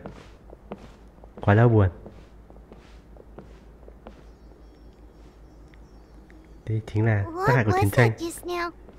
It looked like abyssal energy was flowing out of her, but then a split second later, it disappeared. Chaska đã kiềm chế nó lại. Koichi did say that Chaska needs to let off steam now and then, or she'll end up losing herself. But this time she wrestled back control. Đây chính là điều If only we Koichi were muốn thấy nhất. faster. Dealing with abyssal contamination is a piece of cake for you. We could have gotten to her earlier, then you could have treated her before it was too... Wait, what's happening to Chaska? Bên cổ đây rồi.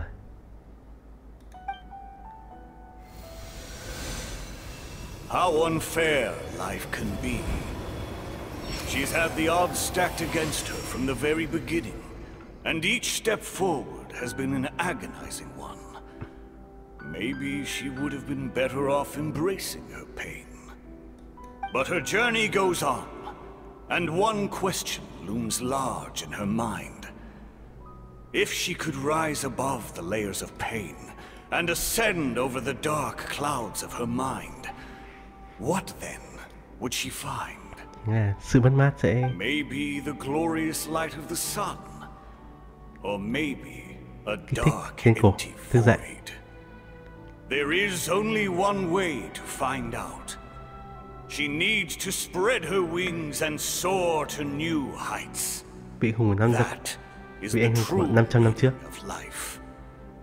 My life suffering shall be my epitaph.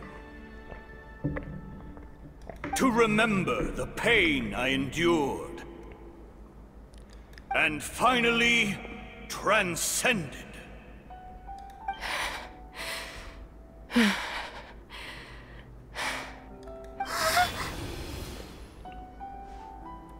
Vị anh hùng cuối cùng.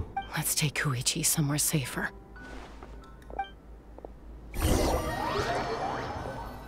Cùng Chaska đưa Koichi về đấu trường.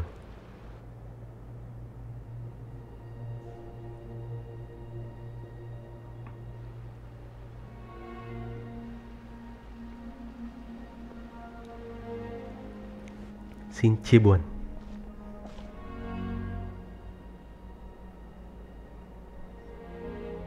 Đây chính là bộ đôi đi cùng Navia ở Fontaine hy sinh. Bây giờ thì Koichi đã theo bộ đôi đấy. Please, take care of Koichi for me. I still have more important things to do. Giờ tôi sẽ đấu lại vực sâu. Of course. We are Tôi đánh thức grateful được for her service. tên cổ của mình. Hóa thân đâu? Tôi đã sẵn sàng. She served selflessly. Tôi đã sẵn sàng rồi. I'm sorry, Chaska. Không nói nhiều nữa. It's all right. Bắt đầu đi. I'm far from the only one going through this right now. Koichi wanted to be a hero. And in my heart, she always will be. if we want to honor what she stood for, not to mention her sacrifice. Archon, we need to hurry. Time for this war to end. Kết thúc thôi. Ok, đã đến lúc kết thúc rồi. Chúng ta sẽ kết thúc trong phần sau. Trận chiến đã mệt mỏi quá rồi. Tôi muốn nghỉ ngơi một lúc để phục hồi lại những mất mát mà chúng ta đã trải qua trong trận chiến này. Cảm ơn mọi người đã theo dõi. Hãy đón xem tập tiếp theo của tôi. Kết thúc trận chiến. Nát Lan chiến đấu với vực sâu. Hẹn gặp lại các bạn. Bye bye. Tôi sẽ dừng ở đây.